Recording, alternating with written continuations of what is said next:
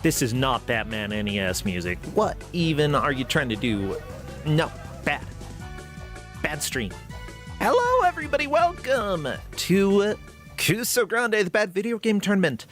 I am Brocincha, and you know what? We've got 2 matches in the middle of the week today.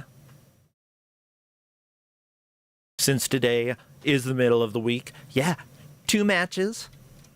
Nothing but pleasure, nothing but pain. I don't know, it's going to be a little bit of a mix of those two. Thank you so much for taking forever to autoplay YouTube. I love you too, you know. We could just go and smooch a whole bunch. Yeah. Well, hopefully everybody's doing well. The Hedge Maze, thanks for resubscribing and being here forever. I appreciate it. Oh my gosh. I was just talking earlier with people. I am so tired today.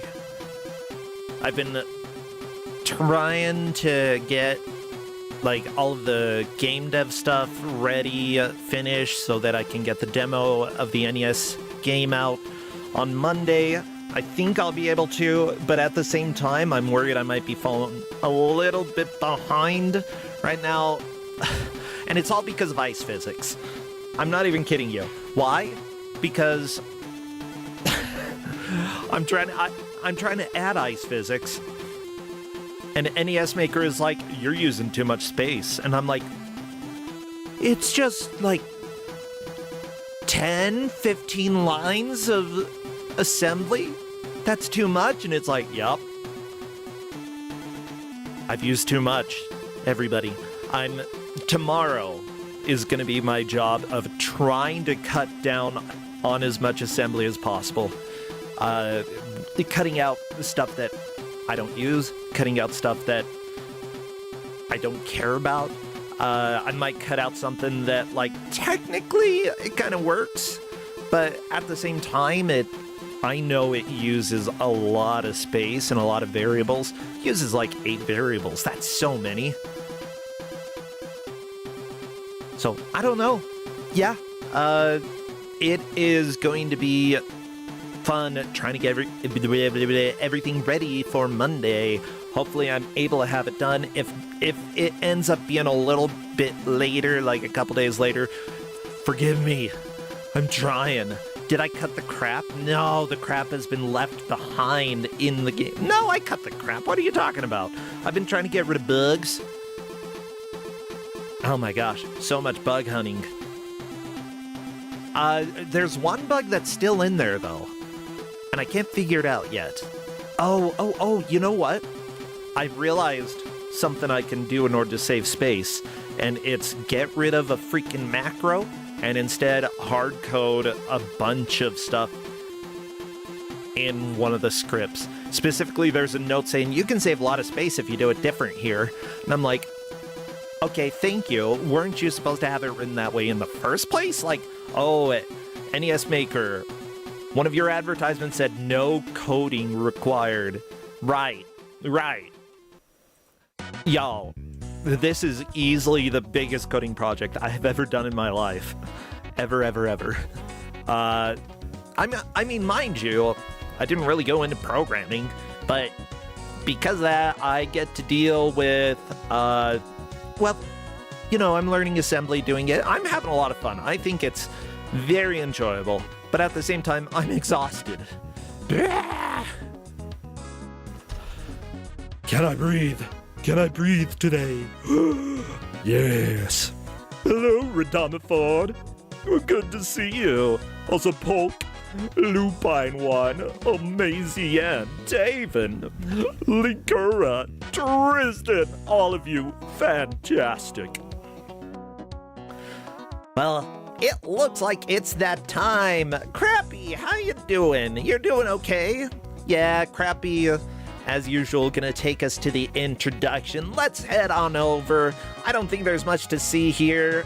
Yeah, just Cyber Ape box art that you don't even actually get to see. That's cool. Hello, Chiron. Hello, Escorian. Oh yeah, again, thank you, Escorian, for all the help with the archipelago this month. It's been going pretty well. I still, oh my gosh, Noida is go mode. I need to finish it.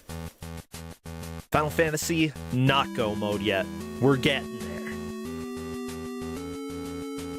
there. Okay, well, Crappy, you've already done great. Donkey Kong, thanks for resubscribing. Say hello, everybody, to our dear friend and GM.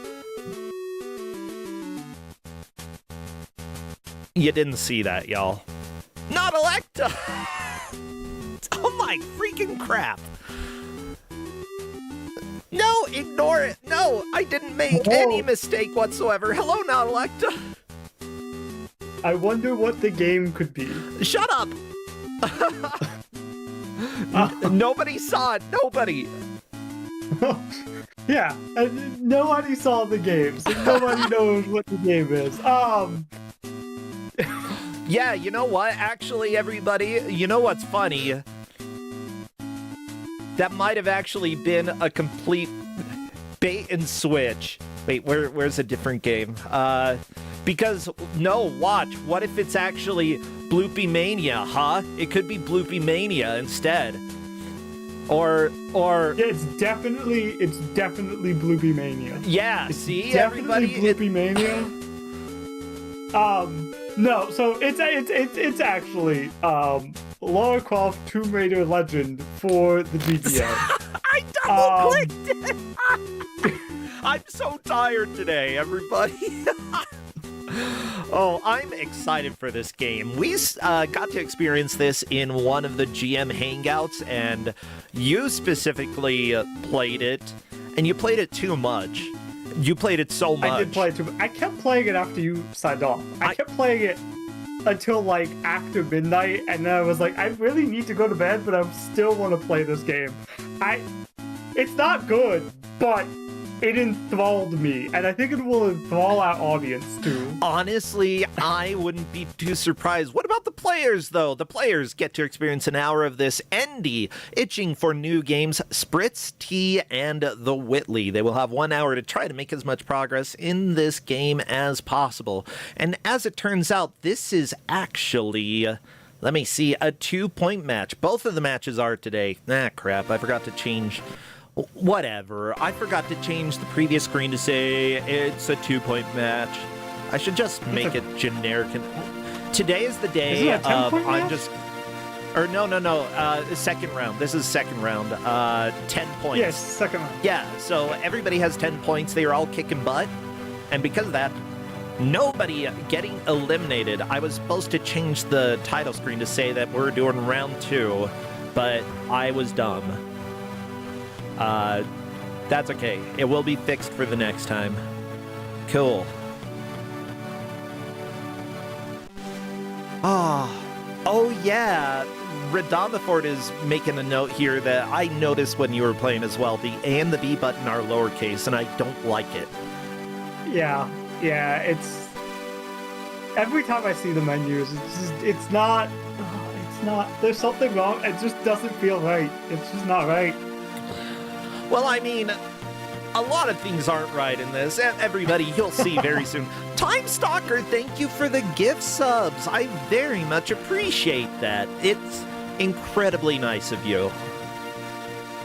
Like, honestly, you know, it's Twitch that's keeping us alive when it comes to finances. Hopefully, when I finish the NES demo, I hope that I can start bringing in at least a little revenue so that I can survive a bit more. I'm hoping Monday, Not Electa. It's been so much work. And I'm tired. I want to sleep. Ooh, Radomifort is saying this was an attempt to shrink a big game down to a small console, and it did not work. I'm not sure. Maybe it was an attempt. It was made by Humansoft, not ADOS, or however you say their name. So, like... Yeah, ADOS is the publisher, but Humansoft made this version and the DS version.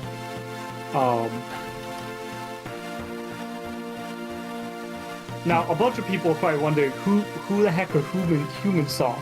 Why do we care that it's Humansoft? We got a few of those in my family. Well, frequent viewers will remember Squinkies, and it's that game, so. Oh, yeah, Squinkies. Well, I'm waiting. It looks like all the players are ready to go. Whitley is typing right now. What would be some good emotes for chat to spam?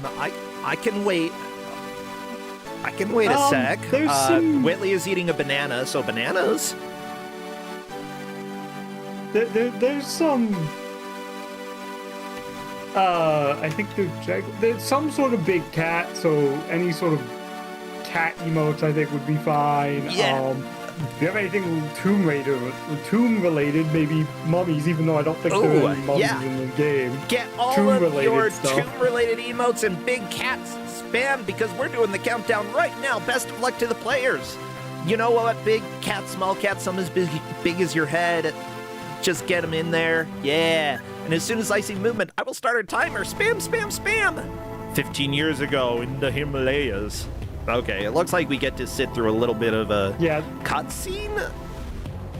Yeah, there's it like looks like her face is scrolling on the right side here.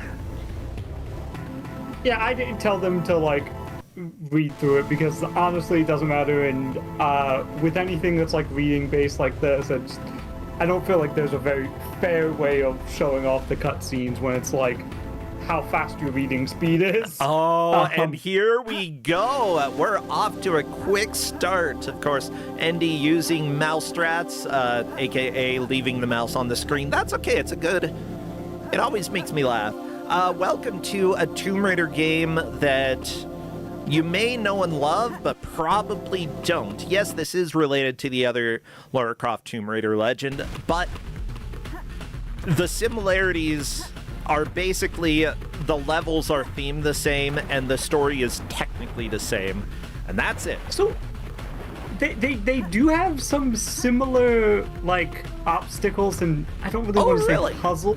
Like, yeah, there's certain points in it where you can really see the similarities. Accidentally clipped through the wall behind them and grabbed onto the ledge. I'm betting that you can go out of bounds just based off of what I saw there.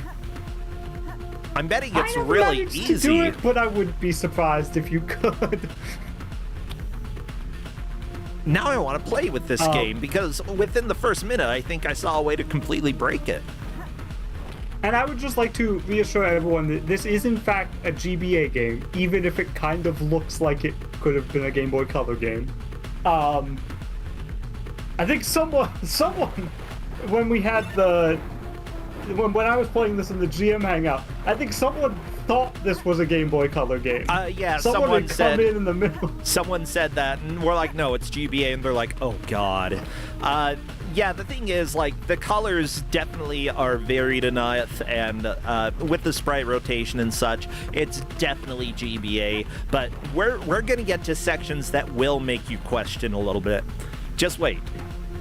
And by question, I mean, at least you'll be like, how did they think that this was fine? Oh, here comes the boulder. Itching, watch out. Uh-oh, it's gonna get you. I love that river there. It's so intense, just like 4-color. Yeah, a few more colors, boulder, you know? I'm pretty sure killed me a couple times because... Yep. Yeah, what Itching just did is what you need to do there, is you need to climb back up. You need to start to drop down and climb back up. And there's nothing obvious telling you you have to do that. Oh, I love the angle of the waterfall there. Just 90-degree angle, no splish splash required. You know, just normal waterfall things. Wait, to finish the level, you just jump into the air? For level 1? Well, so they know when you finish level 1, but that screen you might have been able to... Oh, yeah, that screen. Oh, no, Andy! Yeah, that's exactly what happened to Itching the first time, and it happened to you several times while you were playing. Spritz, on the other hand, is really getting to experience what bad climbing is all about, because the climbing in this game is not good. Yeah, it's not. I mean... Very little around how this game plays is good. Yeah, like itching makes this game look almost playable, which is really cool. Yeah, itching is just kind of not getting hung up on any of the things that, like, the weird, like, the weirdness of how this controls that I got hung up on. Oh, I don't like the camera. I think the Whitley was hung up on the rope for a little bit. That was one thing that hung me up. And then I saw Andy definitely died at least twice to that boulder.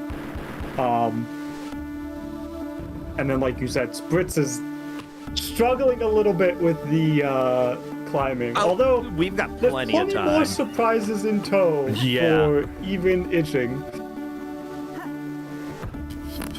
Okay, Spritz is gonna finish this in just a little bit as well. Good. Just gotta jump off to the right and fly into the air. And when you do it, the level, see, it ends right there.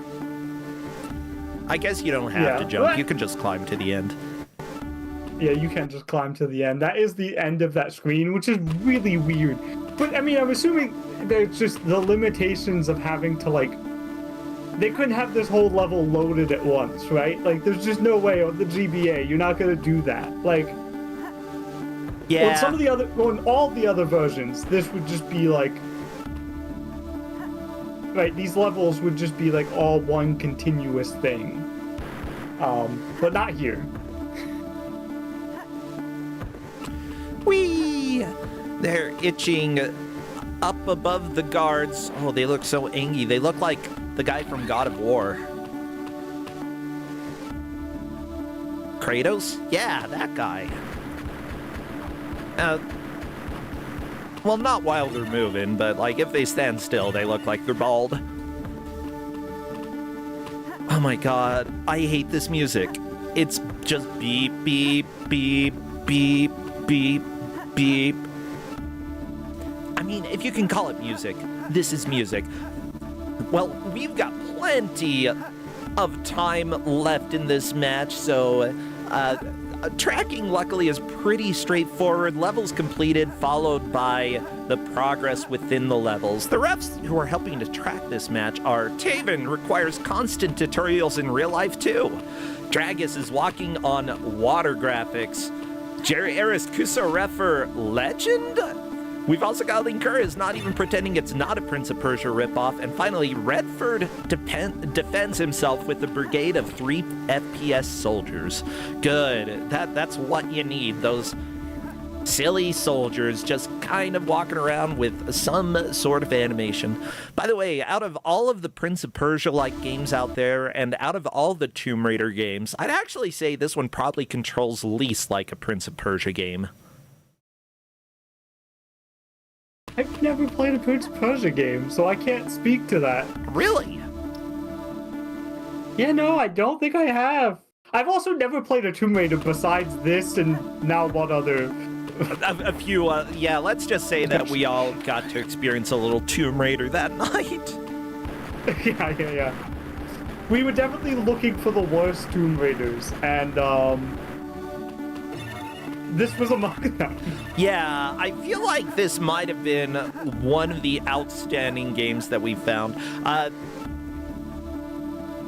So one thing that Chet is pointing out is that this game has fall damage. That is typical of Tomb Raider. Tomb Raider usually does. She's not... her knees, you know, unlike in Portal, she doesn't have the leg braces, so she dies when she falls. Yeah. What else?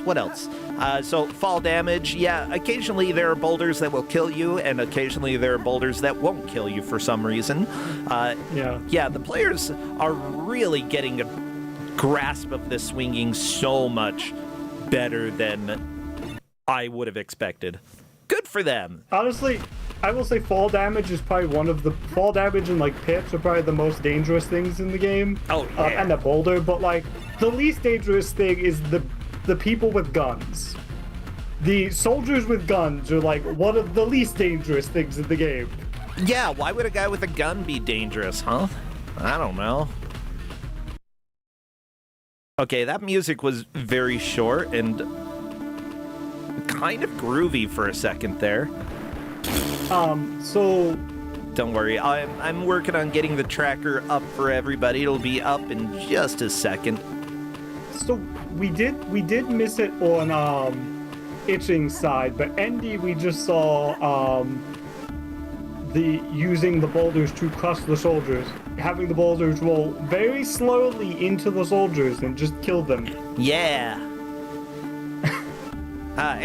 Yeah, I did see it on Itching's screen a couple times. I think Itching had to repeat that section. But yeah, the very slow-moving boulders, strong against soldiers. Yeah. Yeah, that's how they could have taken down Cloud Strife's team.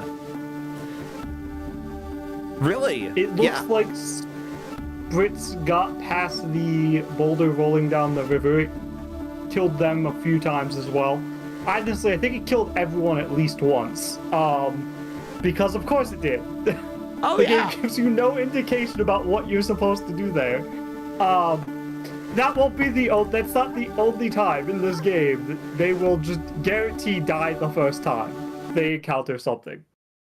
Now, the Whitley is running into something I ran into a lot, and that Itching just had no problems with, which is these, the swing points.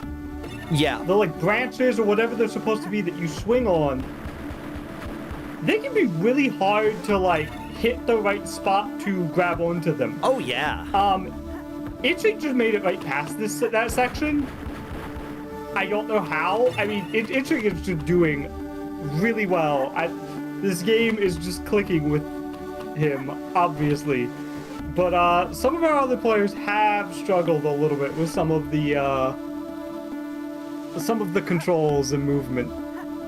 Yeah, and that's no surprise. Like, I know Whitley and Spritz had a bit of a slow start due to some of the grabbing, the swinging. Spritz now needs to learn how to open the door. You gotta use a stick.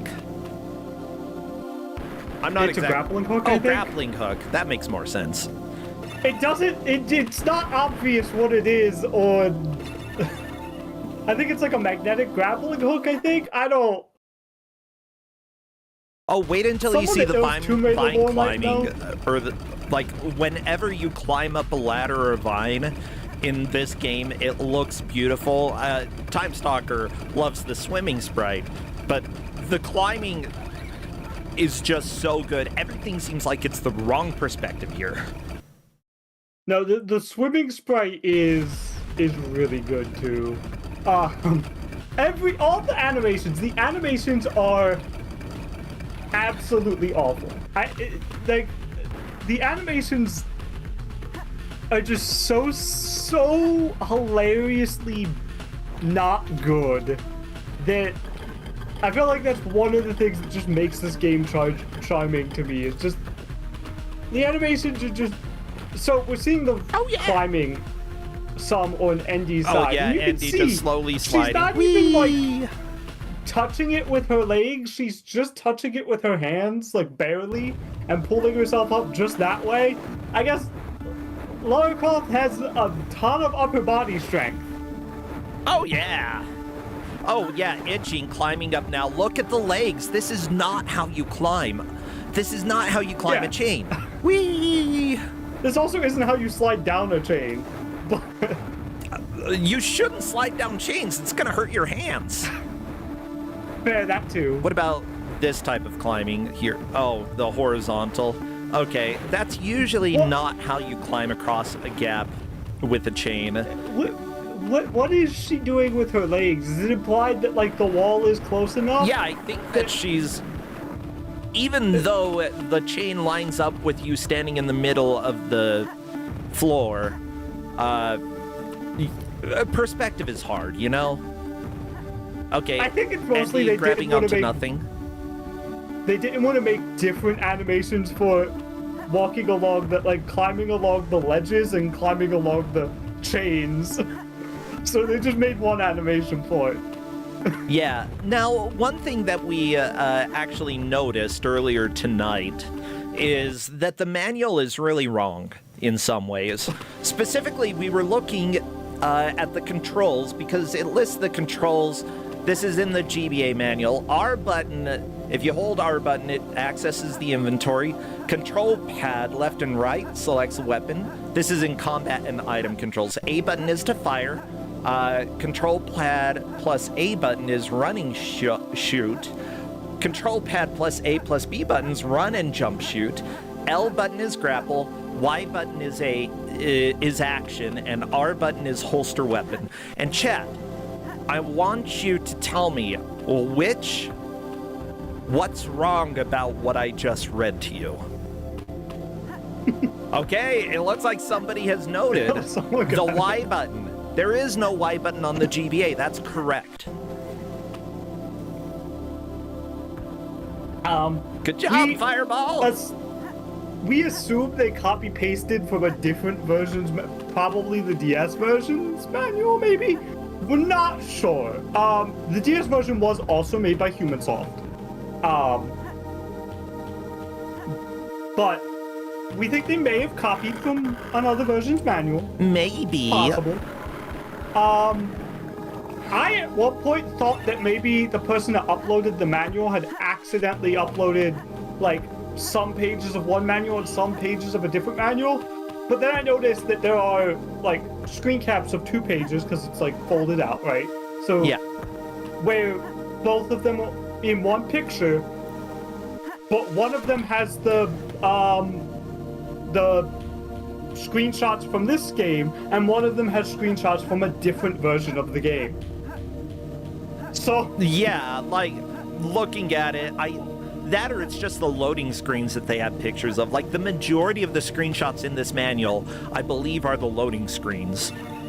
Which there's a couple screenshots of the actual gameplay too. Yeah, it looks really ugly, but that's because just imagine this in black and white. That's how ugly the manual is. Oh no, yeah. Spritz, it's a kitty. Kitty's gonna get ya. Well, and then there's screenshots of a different version of the game also in here. Also in that manual. So. Yeah. But yeah, looking at the person who composed the music for this, obviously they worked on all the different versions of this game. They made the music for all of them, but who actually programmed the music? I'm trying to figure that out. Audio engineer I will Carl. say, I would. So I'm not sure. So all of the credits listed for this game seem to be the credits for the console versions. Seems like it, yeah. Who aren't actually the people who made this game. It seems really hard to find the information around the HumanSoft employees that actually did the work on this version. Oh, there we go. I found him. Andras Cover. Listed under HumanSoft. Of course, the very first person credited from HumanSoft is the CEO, which usually tells me shame, shame, shame. Yeah, the person who did this port of the music worked on Journey to the Center of the Earth for Nintendo DS, which we've had on Kusogrande. Let's see, what else? Army Racer, Franklin the Turtle for GBA, Elf the Movie, oh god. Oh, that game sucks so bad. Holy crap. Was that a HumanSoft game? I don't think No, that was Jolliford Management, who worked on one game. Okay. I think I've played through HumanSoft's like entire library at this point, so yeah. I'm pretty sure I haven't played it, so it's not one of theirs. I mean, that's fair. That means that you got to... Did they make the NES version of Dizzy? No, maybe they made one of the different versions. They made credited. A different version. I did not play that, though. That is right. They did... I think they made... No, I played everything. You didn't even play the freaking egg game. Or something? I forget what it was. They made some version of it. Oh, beautiful. Let's see, who designed this? Robert Toth. Robert Toth also worked on Destiny 2. Elden Ring. Shadow of the Erdtree, one of the rigging unit leads. Okay, cool. Yeah, actually did a lot of great work from what I can see, specifically more on the art side of things and less on the design kind of things, because the lead designer for this also worked on Elf the movie, Barbie as the Island Princess, the Wild Thornberrys movie, game, but... Yeah, so those are... Yeah. Those are HumanSoft games, both of those. HumanSoft seemed to make a lot of, like, TV tie-in stuff. Yeah, like, they did. A lot of, like, media or, like, Barbie, I guess, is toy tie-in, but still, like, they tended to make a lot of stuff based on other people's properties. I guess they were probably just, like, out for hire, basically. Most likely, yeah. Being a subcontractor. Yeah, which there were a lot of, especially devs that were doing stuff for handheld. That was a lot of what was going on at the time. There were a lot of companies that would just... I mean, a lot of companies went on to do big things that started that way. Yep. HumanSoft was not one of them. Nope. Andy is just slowly turning this thing the wrong way, or like, not the wrong way, but from the wrong location, and I kind of love it. There we go. That worked. Yeah, so this section, you just use you these can to grab get on past that? to the next... Oh my god, perspective. Yeah. You really just use these to get to the next. You can skip a bunch of these. I just fell from, like, the left all the way to one here on the far right side, and then use that to get to the end. It's weird. Now, I will note, while we were talking about the history of, you know, some of the other games people made that worked on this, Itching is on Peru. I think Andy's going. is now making it to Peru now. Yeah. So we are going to see, well, let's just say Peru gets interesting. So actually, Andy first has to beat this little boss, which isn't really a boss. You just kill these 3 guys. Oh, okay. You dodge the helicopter blowing up the bridge and then kill 3 guys. That's the boss. To be fair, Tomb Raider was rarely about, like, going up against big bosses. Why? Because if you're going into a tomb, you know, in a realistic world, there aren't too many things that'll take more than, like, 3 or 4 bullets. What? Sorry to interrupt you, my but God. on Itching's side, we have the motorcycle section. Oh, you didn't stay on for the motorcycle section, did you, when I was playing? Yeah. So there's a motorcycle section. No, I was gone by the time this showed up. Oh, This is the type of thing that made me just keep playing and keep playing. Because, like, suddenly now it's a top-down motorcycle driving this looks game? like it controls terribly as well. Is this... it's awful. How does it control? Is it tank controls or, like, point and drive? Kazuya says it's bad. Okay. Poorly. No, like, are you rotating when you press left and right? Tank controls, yeah. Okay. Yeah. So, tank controls, but worse, is what you're saying. It's just bad. It's just bad. I don't even know how to describe it. I mean, at least in this version, you can somewhat see the enemies coming, but it's just not good. It's just not a good section. And this bike section, from what I could tell, is in all versions. That's what I was saying, like, there is some simulacrum of this in even, like, the 3D console, like, the home console versions, right? Like, yeah. It's the same levels, even though it's a completely different format of game. I strongly, like, encourage looking at videos of this game and the videos of, like, the PS2 version and seeing that, like, it's not the same game, but you can see how, like, it kind of is, like, all of the same core concepts, some of the same puzzles and obstacles are in. It's so interesting how they even attempted to, you know, What? convert puzzles Spritz just and fell through the obstacles from floor? Okay. Well, that's new. Yeah, that I did not see that, but that's not surprising. It looked like Spritz was trying to swing when a cutscene happened, and then coming back, it just made Spritz fall from where they were swinging and fell through the floor. Interesting. Yeah. Not surprising with this game, but interesting. Oh my god. Itching did get past the motorcycle section. Very nice. Oh my gosh. Okay, so first time, Boulder kills you. Second time, Boulder kills enemies. Third time, you touch Boulder. Okay, the consistency here is a little upsetting. There is none.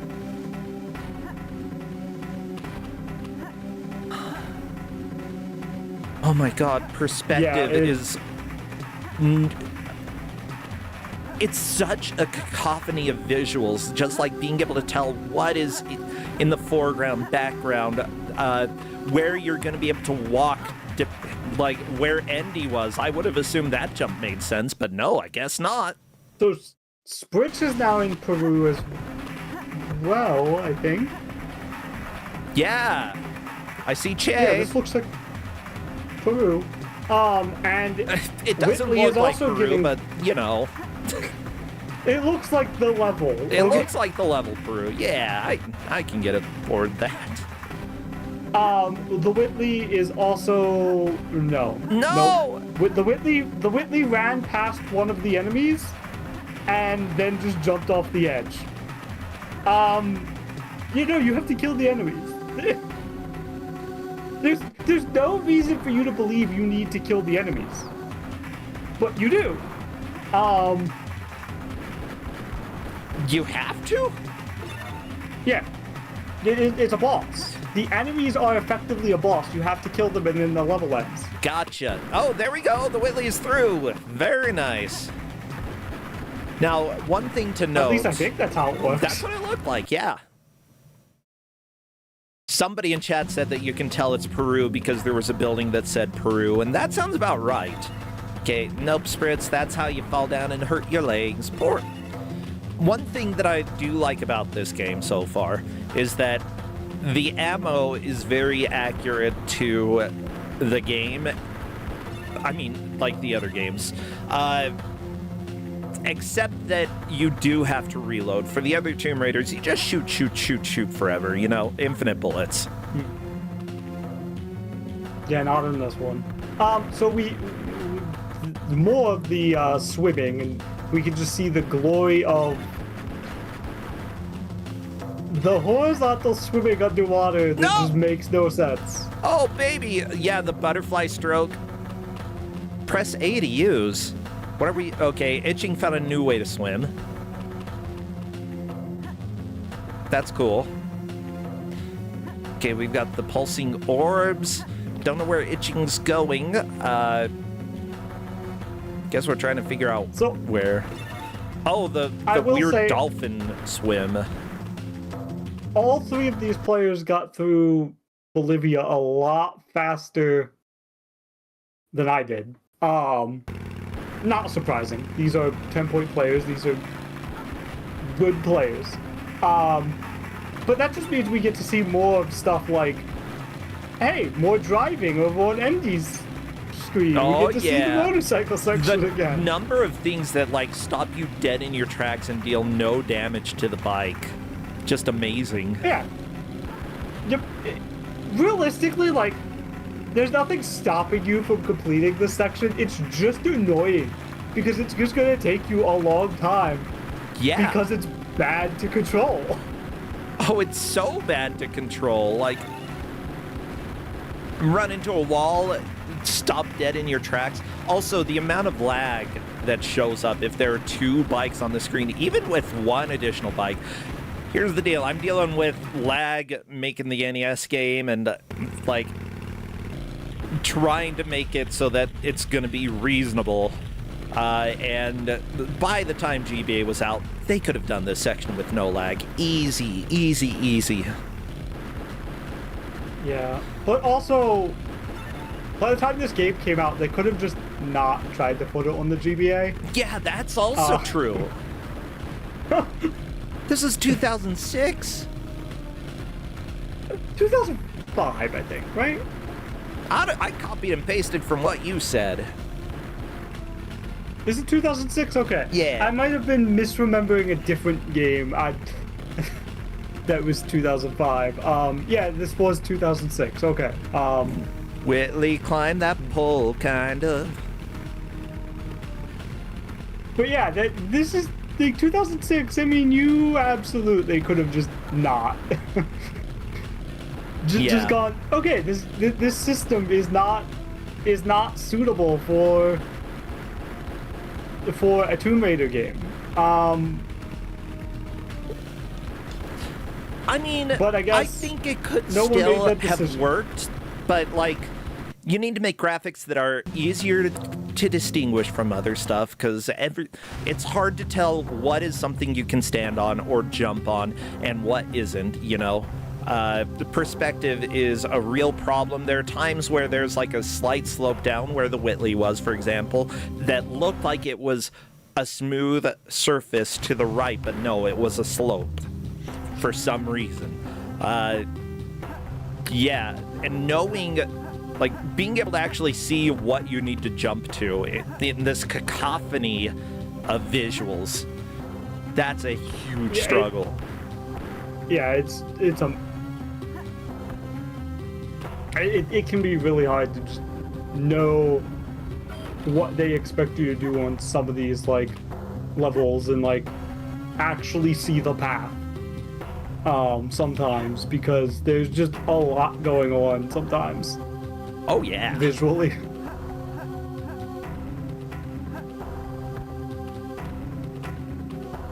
And I'm trying to think, this is going to be on a handheld version, so details are going to stand out a lot less. In general, simplify the details when you're doing handheld. This is just so much. But also, I'm just going to stand by it. You don't have to make a handheld version of every game. It's true. I think most people have learned that lesson, you know? Yeah. Although handheld is a lot more doable these days. I feel like that was a very GBA era problem, because like before the GBA, I think it was somewhat doable sometimes, but because like the games on both home console and, you know, the ones on handheld were still largely both like 2D. I mean, 3D was starting to come around with what was around with like Game Boy Color, but not as, you know, it wasn't as drastically of a difference as you started to get with GBA. I think I agree with you. Yeah, like there are a handful of 3D games that did get a conversion to the Game Boy Color. I'm thinking like, oh my God, why can't I think of the name? Didn't Resident Evil get a Game Boy Color game? Daikatana, which the Game Boy Color game may be better than the other versions, unironically. I mean, I will say it's not like I brought bad Game Boy Advance versions of console games before. I mean, clearly not. Midnight Club for the Game Boy Advance does not exist and cannot hurt you. There are a lot of things that can hurt me. I'm weak. I have to take iron pills. Sorry about that. I don't know if that came over my mic, but I just like knocked over my water. Nope, I didn't hear that. Oh no. You better lick it up. Lick. I keep a cap on it. I have a cat. I do not keep I do not keep open containers of liquids around. Why not? I have a cat. No, they will wind up everywhere. So itching is on Japan. Looks just like Is Japan. an interesting level. Okay.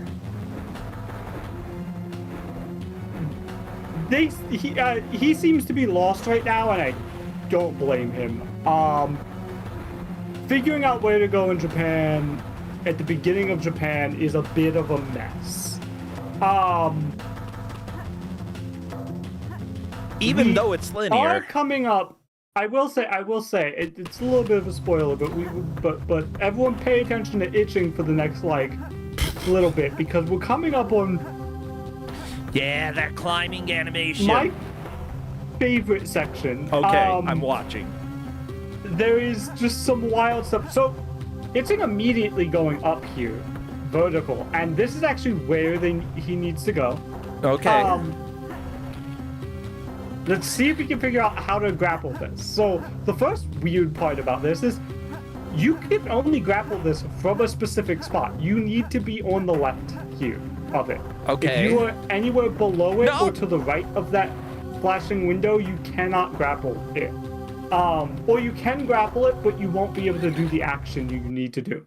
Basically, what itching needs to do is grapple that window, that the top of the roof there, Okay. and pull it open. But it's really weird to find the spot to do it, and itching has no idea what they need to do next, which is not surprising. Yeah.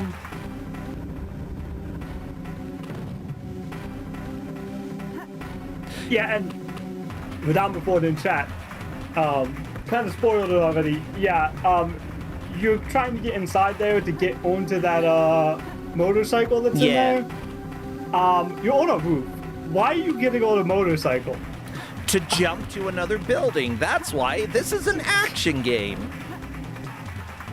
Yeah, you're definitely gonna jump the motorcycle to a different building. It's not gonna be even dumber than that. I promise it's not even dumber.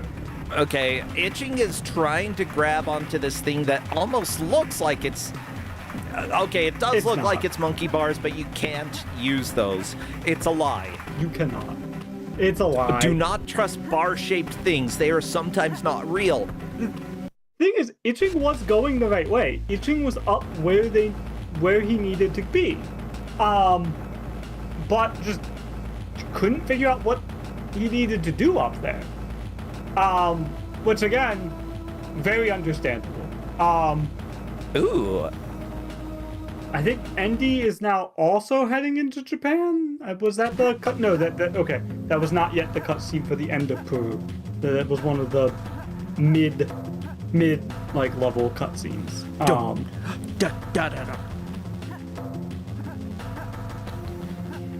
The thing I will say is,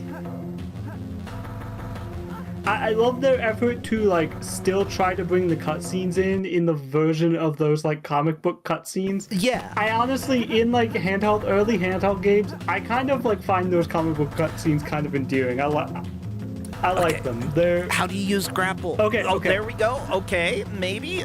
got into the right spot and was able to open it. Now can they figure out how to get into it? Yep. Just Okay. jump straight up. Okay, and collect a man. What? And now riding a motorcycle on a roof. Yeah. And Go so faster. Itching is gonna die here. Go faster. Oh, it'll go faster. It'll go faster. Yeah, there's no way Itching was gonna see that time. So it shows you for half a second. It's on screen for maybe a second. The L button is the button you need to hit.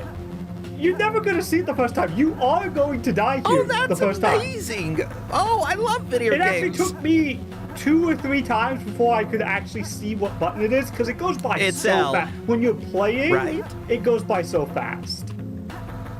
Oh, and Itching's now trying to open it from this other side? No, you can't. You have to open it You from go the right. jump straight up to go down, as we all know, Yep. and then collect a man, grab motorcycle, and slowly weave out of the building.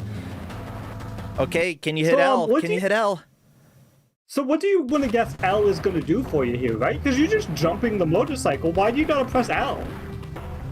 Is it to leap? L to leap? So, L to no, laugh. so the answer is actually hidden in what else L does. Well, he's in Death Note. L is the grapple button. Oh, what? Okay, You- okay.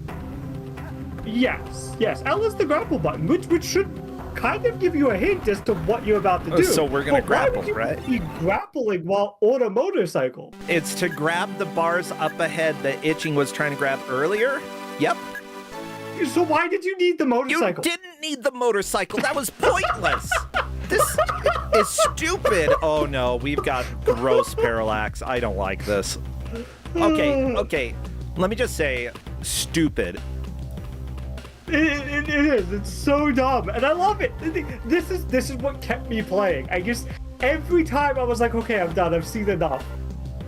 No, I hadn't seen enough. There was something more I needed to see. And now I understand why, if people have played other versions of this game, it was a veto, because they would know the motorcycle scene, and they would know they Yeah. need to get inside, get the motorcycle, and then drive off and grapple.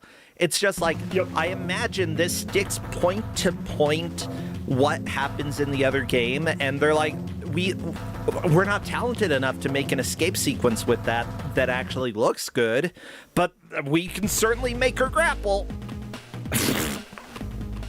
Yeah, I mean, I think I'd have to double check, but I think in other versions of the game, it's just a cutscene. It might also be a like a quick time event. I'm not 100% sure. Yeah. I didn't look that deeply into the other games, but I did look at some video of them, and like I said, it really is like, it's so weird that it's like a scene-for-scene recreation in a completely different style of game. Like, it's a completely different gameplay because it's a 2D platform. What is And the yet- animation of the Japanese girls? They're just like doing a weird dance. I Everyone's Don't know. got weird. And then, oh, I thought that guy just had long legs, but no, he was behind a counter. It was, okay, they lined up the stool with the guy behind the counter in a way that the stool looked like his legs, and thus he was like, I don't know, playing for the Spurs, you know?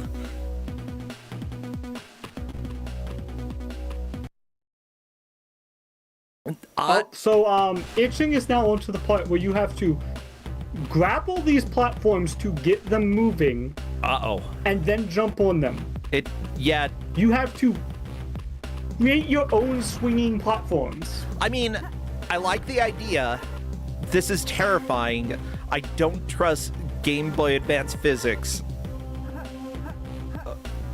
It works well enough. Yeah. Also, It could be I did worse. see chat saying this level of parallax for the background is just like, how can you do this? It's so parallax. Okay, yeah. Yeah. That could have been much worse, but that was kind of tolerable. No, Endy! Endy is at the motorcycle section. Y'all excited? Oh, Spritz is there as well. It's very close between second and third at this point. Whoever can figure out how to get to the motorcycle first will move into the lead. The Whitley on to Japan as well. They're not that far behind itching either. If they figure out the motorcycle quickly, they can make some ground up on itching, because itching did spend quite a bit trying to figure out where to go here. I expect everyone to spend quite a bit trying to figure out where to go here, because why would you be going to get a motorcycle? Well, because in the previous screen it showed you a motorcycle, and obviously, if you're a guy, you want to drive the motorcycle. Don't you understand? Like, that's how you know you need to get the motorcycle, because you're a guy. Because only guys play video games, right? Look, I don't know. My father loved Lara Croft, and my... My mother chewed him out so many times because of it. He's like, yeah, mind you, my father more liked the movies. I think he played some of the first game, but mostly liked Angelina Jolie. Oh, Andy died! Beautiful! Okay, Spritz is onto the motorcycle as well. Let's watch the death. Here we go. Let's watch the death. The guaranteed death. Yep, for sure. I say guaranteed because there's just no way. If someone manages to see that quickly at all. It's so stupid.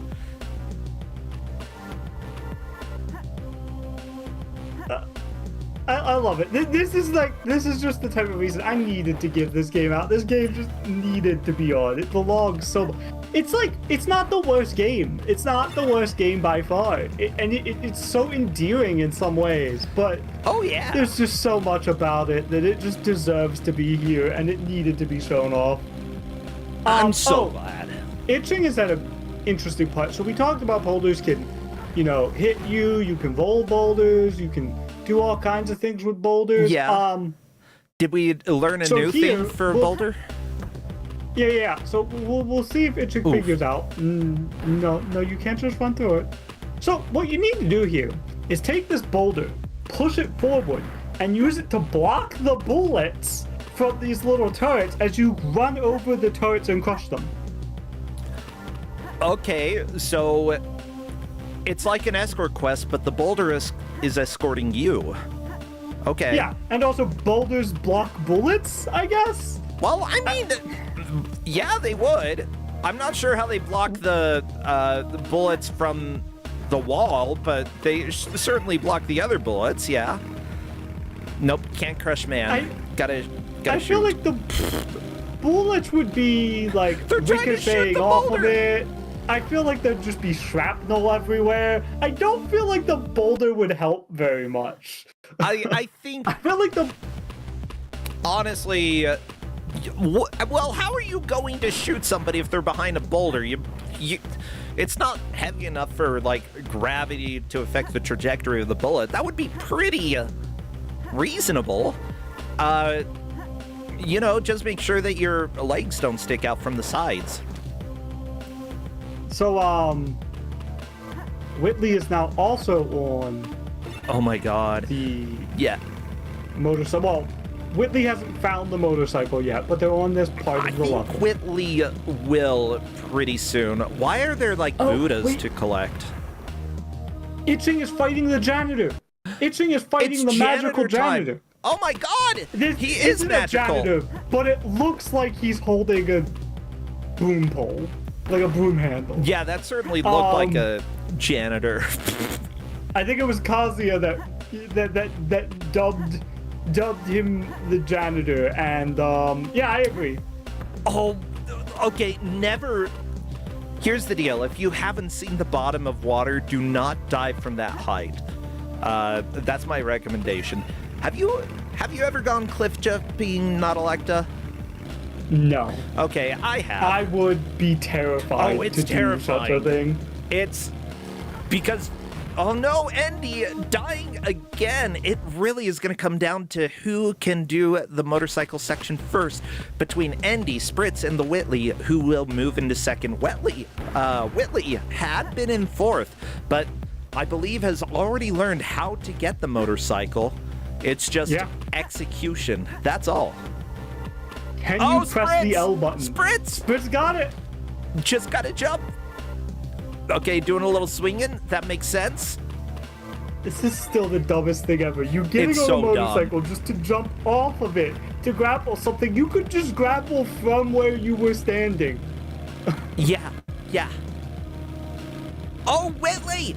Whitley moves into third place. Oh, Andy almost got it, but unfortunately let go of the grapple. Andy moving from second to fourth place in this small stretch, but it's going to be very tight between these three because all of them are in more or less the same location. Whoever is able to execute well for the next 12 minutes will be staying in second place. It just really depends on execution at this point. Well, I suppose, because we figured out the big puzzle here, how to do the motorcycle. Now it's platforming, and I think the platforming is relatively straightforward from here. Yes, you do occasionally need to look around to make sure that you are going the correct direction, but not much of a puzzle right now.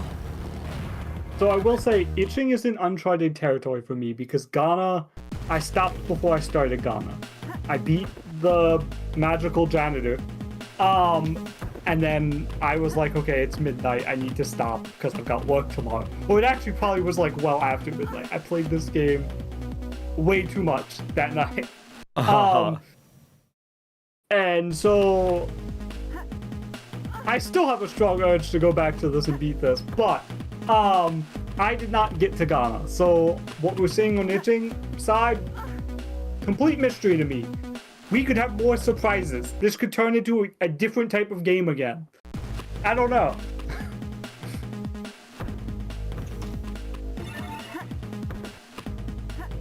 We could have to jump more motorcycles over roofs, but not actually.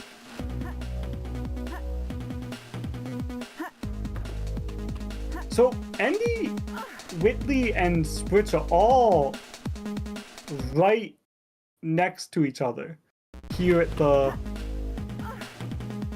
at this like zip line. I think Andy still hasn't figured out that they need to shoot the window to make it fall. Oh,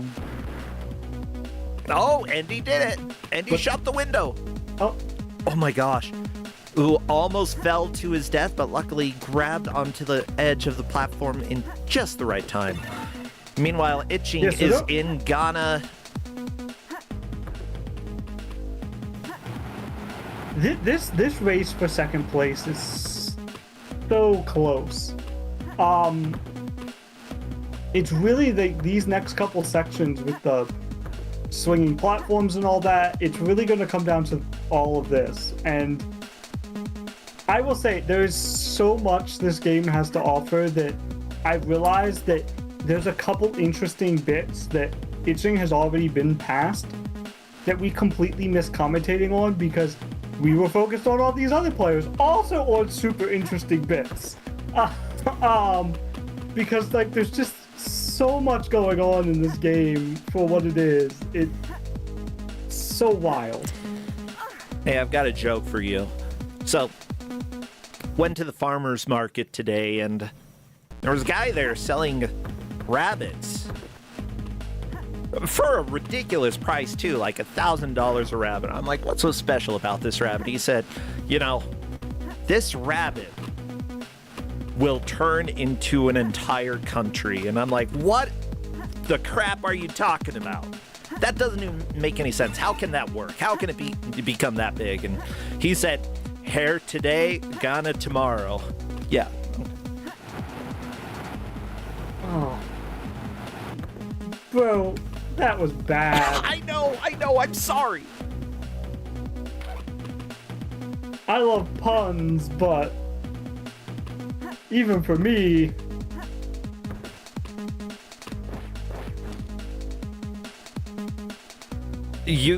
somebody thought he was gonna say he could turn it into a turkey. That might have been better delivery wise. I needed to commit to the delivery, okay? Because I felt ashamed while I was saying it.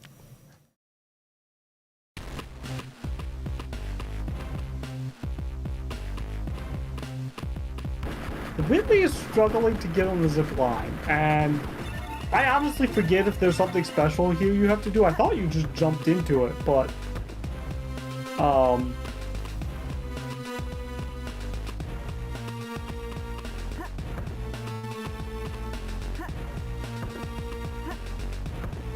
that's not working for them, so now I forget what you have to do here. I don't feel like I struggled with this. I don't know. No one else I think did either. I don't know what's going on for the Whitley. Yeah, Whitley is struggling the most here. Kazuya is saying maybe you have to unequip the guns. The thing is, that's something that you have to do in other Tomb Raider games in order to actually grab onto stuff. But so far, it hasn't been required in this game. But I Yeah, can imagine usually it I- suddenly being required. You just automatically put the gun away. Itching is on some sort of raft and pulling themselves across the water with the grappling hook. What? You know, honestly, if you don't have an oar, that's probably a decent way to do it. I mean, Time Stalker, by the way, pointing out that Endy did move from second back to fourth, but is now back in second place. Spritz in third, Whitley in fourth. We have had lead changes here. Endy, though, putting work in to get back into second place. Now, the players don't know where they are compared to the others, so, you know, it's all a mystery to them who is currently in the lead. But that's something that you can see often. People who do well early on often will do well towards the end of the match as well. I tend to be someone who chokes if I'm in a match, and I feel like I'm not doing so well. I do worse. yeah. At least from my experience. I would not be surprised if every player in this match thinks that they're doing poorly, because they've all got hung up somewhere, right? Like, they've all been hung up somewhere. I mean, even Itching got hung up on the figuring out how to get to the motorcycle for a while. Oh, and yeah. even, I think, failed the motorcycle jump 2 or 3 times. So, like, even Itching might be like, oh, I really wasted a lot of time there. I'm probably behind. It's like, no, everyone else also wasted a bunch of time there. It's just bad. Doodle-doo-doo, doodle-doo-doo. I like how Andy's most of on the this part- music is just like a single note repeated over and over.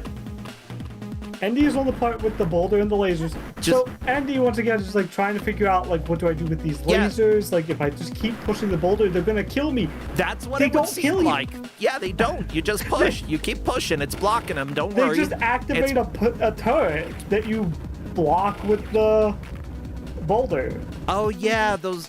And then the guards just decide they want to shoot the boulder. They won't shoot you. They hate the boulder so much. See? They just shoot the boulder. That's all. You're fine. Just get on top of boulder. Boulder Chan's here to help. See? Yeah, there you go. Boulder Chan helping you out. Oh. Hey, Willard J. Bradley, welcome. Thank you so much for the raid, and good to have you here. We are currently watching a race of Lara Croft Tomb Raider Legend for GBA, which is not as good as the other versions. So we just saw on Andy's screen. Yes. And, Oh, the janitor. Just before this janitor, there is a part where there is a window you have to bust out by causing a dragon statue thing that's hanging from a ceiling to swing and knock it out. Oh, yeah. From what I understand, this is in the other versions of the game too. You grapple a dragon statue that's hanging from a ceiling and, like, use it as a battering ram. Come on, take down the janitor. Yeah, there you go. He dead. The janitor is dead. I think the janitor's supposed to be some sort of, like, wizard or something. I mean, with the think is what I magic, that read. makes sense. But nah, definitely is just a janitor, right? Yeah, scrub that floor, making the bucks. Gotta do it for the capitalist people here in Japan. The people. Whitley did make it past the zip line, as people in chat are noting. Yeah. Although that Spritz is zip on the line wrong may side be of the boulder. the deciding thing. Yeah, Spritz. Gotta push from the left. Those lasers don't hurt you. Don't worry, they're fine. The lasers... They're not ouchie lasers, they're just lasers. Wait, what? There was an area to go over here? Okay, cool. What? I guess How? Spritz found a new area to explore. That or this is the previous Where? area and Spritz just is This is the backtracking. previous area. Did Okay. Spritz backtrack? Yep, went through the door. You can tell because there was... Right there. Okay. Okay, yeah, there you go. Just keep pushing. Lasers don't kill you. Good, good. Yeah. Boulder The Chan lasers are not a threat. is your friend. Okay, that's okay. Guy is just there to shoot the boulder. He will not shoot you unless you get up in his grill. There we go. Okay, here it is. Oh? Oh, yeah. Grapple the Swing dragon. the dragon. Land. Bam. Swing it and bash the... I mean, it's good. I enjoy that animation. Oh, and here's the janitor. Yeah. Gotta fight the janitor. See, if you get in his face and shoot him a bunch, then he might not even able... He didn't even do any magic. Spritz just got in his face and shot him till he was dead. Beautiful. Yeah, that works. If it works, it works. Sometimes the right answer is to shoot a guy in the face. Oh my god. Well, in video games at least. Not in a face, in his face. Whatever. Yeah, you know. If someone has multiple faces, you probably should be shooting one of those because, oh my god, they are an RPG boss. Well, Itching is significantly in the lead. I do not expect anybody in the next 40 seconds to catch up. I believe that Andy has made solid second place, Spritz third, Whitley fourth. Nobody getting eliminated today, though, due to them having 10 points before this match. This is a second round match, and because of that, they just need 9 points by the end of it to move on, and they already have 10. Yep, no one getting eliminated here. And good work from everyone. Everyone made good progress. Oh, yeah. But it does seem like our positions are pretty locked. Well, they better be. Time, I got so... it at the hour again. I'm a wizard. I'm just like the magical janitor. I kick butt. Oh my god. Yeah. Brocentra, the magical janitor. I would y'all be heard it here first. Yeah, y'all. Anybody want to do some janitorial magic with me? Because I can go and grab a mop, throw it at you, and then you can clean it up for me.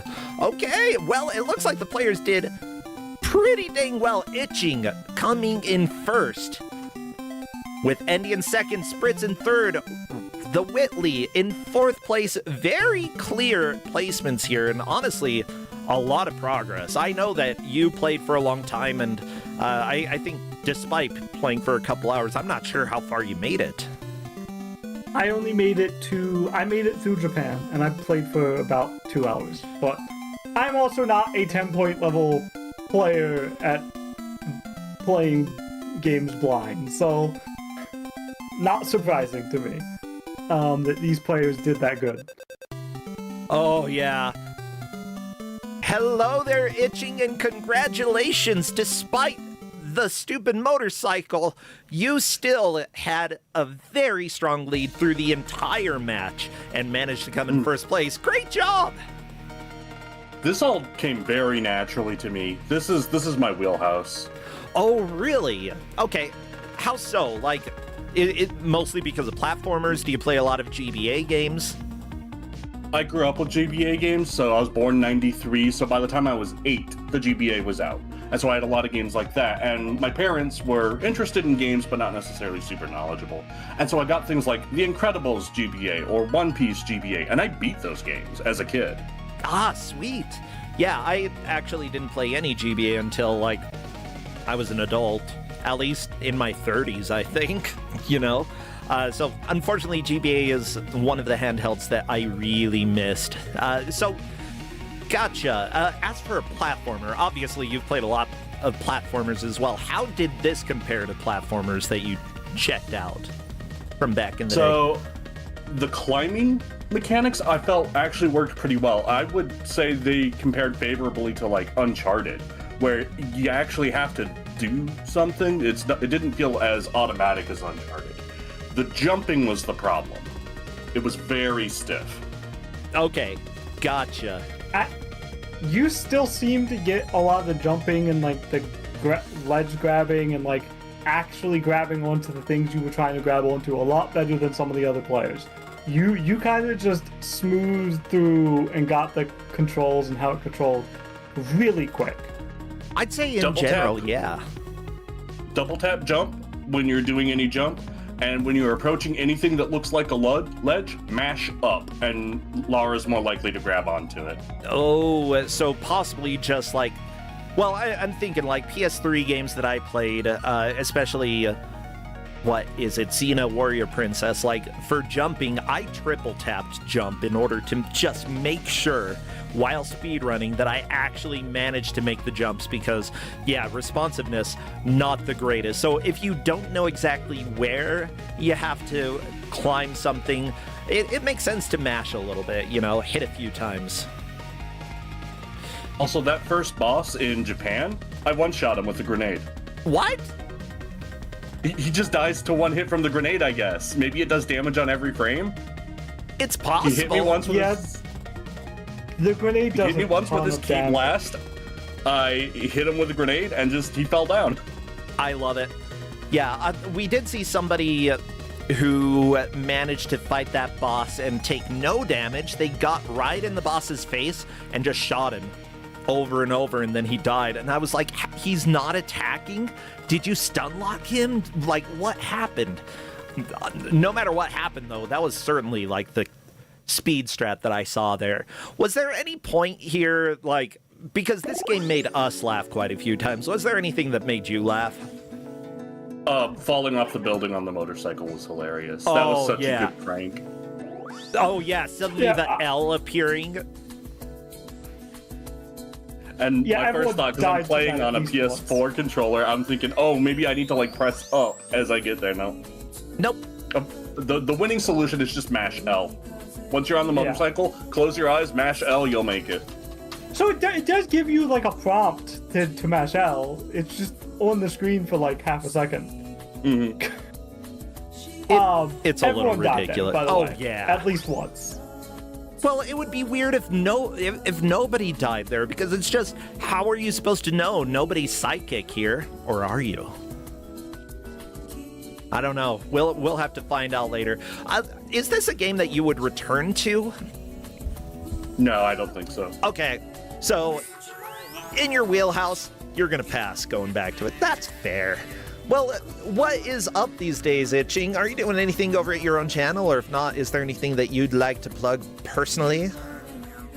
I'm not doing anything on my channel. I can't think of anything I'd wanna plug either.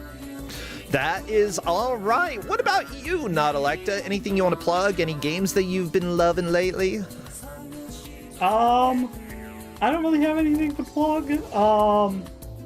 I haven't really been playing anything too new or interesting outside of searching for games and UFO 50 nanograms. There's a fan nanogram, so like Picross game for UFO 50. Oh, cool. All based on the UFO 50 stuff. Yeah, I've been playing that some as just like on the side of stuff. That's fun. I might have to check that out. It's on itch for free or pay what you want. So I encourage people, I mean, if you can and you feel like it, support them. But also, if you can't, you can still play it if you like Picross and you like UFO 50. Yeah. Well, thank you so much, Not Electa. Itching, great job. Congratulations. And great job to everybody here who played today. You are all moving on to round 3, so you are set and good to go. Take care, both of you. All right, thanks. Yeah. Well, everybody, this is Kusogrande, the Bad Video Game Tournament. We've got one more match coming in right now. Let me go ahead and let Crappy know. Crappy, it's your time to shine, big boy. Oh, bigger than I expect. Oh my gosh. He's gonna go try to smooch Lara Croft. He shouldn't try that. Consent is, well, I mean, if he asked for consent, then I guess so. Maybe Lara Croft would. I feel like she'd be a Crappy lover. Crappy honestly manages to seduce more people than you would expect. Crappy loves everybody who is 18 or older and who is okay with it. Okay, anyways, it is that time for us to reveal the GM. Say hello to our dear friend and fellow possibly Bubsy lover, Omega Number. Hello, Omega. Welcome on in. Hello. Hey, how are you doing today? I'm doing excellent. It's raining, but it's not raining hard, so it's a very pleasant rain right now. It's raining and it's pouring. You must be the old man. Something like that. So I've got a Game Boy game. Ooh, okay. This is one I played as a kid, and I actually tried to give out last year, but it got vetoed at the very last second. Like it actually, so people saw this maybe, and then suddenly that got vetoed at the last second. So that shouldn't happen here though, because everybody we've talked through very thoroughly. Nobody's played this particular game, even though it's part of a very famous series. We're playing the Castlevania Adventure for Game Boy. That's correct, everybody. Get your whips out and... Well, I mean, if you got whips, I don't know, y'all. You live your own lives. We're going to have 1 full hour of excitement. Whoever makes the most progress will be the victor. Whoever doesn't will only get 2 points. And with this match, these are 10-point players. Again, yeah, only strong players during this stream, apparently. We've got Author Blues, Blade Works Master, Bendy Human, and Time Wander. Not in that order because I accidentally got Blade out of order. Whatever. Let me go ahead and swap audio over. I don't see Blade currently streaming, though. Blade. Maybe Blade is the old man snoring, huh? Okay, well, I know that audio has been confirmed. We don't have any audio sitting on the screen. Let me see if... Just checking things out. There we go. It looks like they're up. Okay. It's so quiet to be like a title screen of Castlevania, and there's no sound. Yeah, there's going to be sound in this one for sure. I believe it already got calibrated pretty well, but we'll see. The music is jamming, and so we're definitely going to want to hear it. Oh, yeah. I've got it turned up. It's just uncomfortable here. Mm-hmm. This is Konami. Why would you make a title screen with no audio? Even I have made a title screen with audio for the NES game that is hopefully coming out Monday for the demo / prototype, but it might be a little bit later. We'll see. Okay, Blade is ready. Bendy is human. Time Wanderer ready. And Author Blues as well. It's time for us to spam emotes. What would be good emotes for chat to spam? Oh, anything Castlevania, including if you got any giant floating eyes, bats, any spooky stuff is good. Ooh, scary. All right, spam, because we are doing the countdown. That horse is scary as well.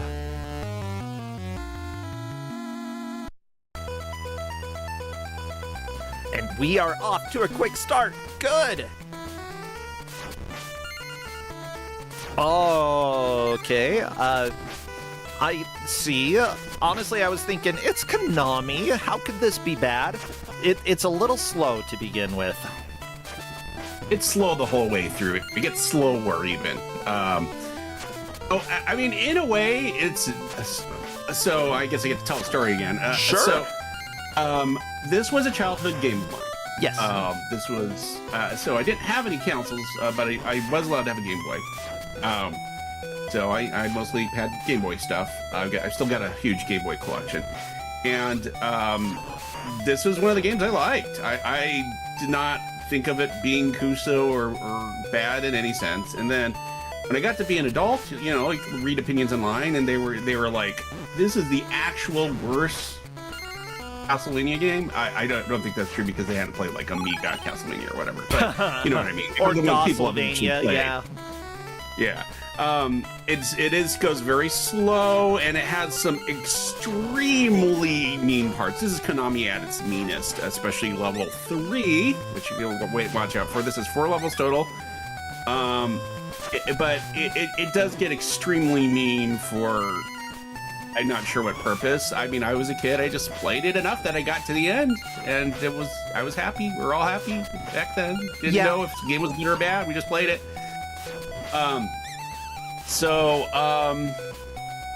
This is basically La Milana, so Oth has a huge advantage.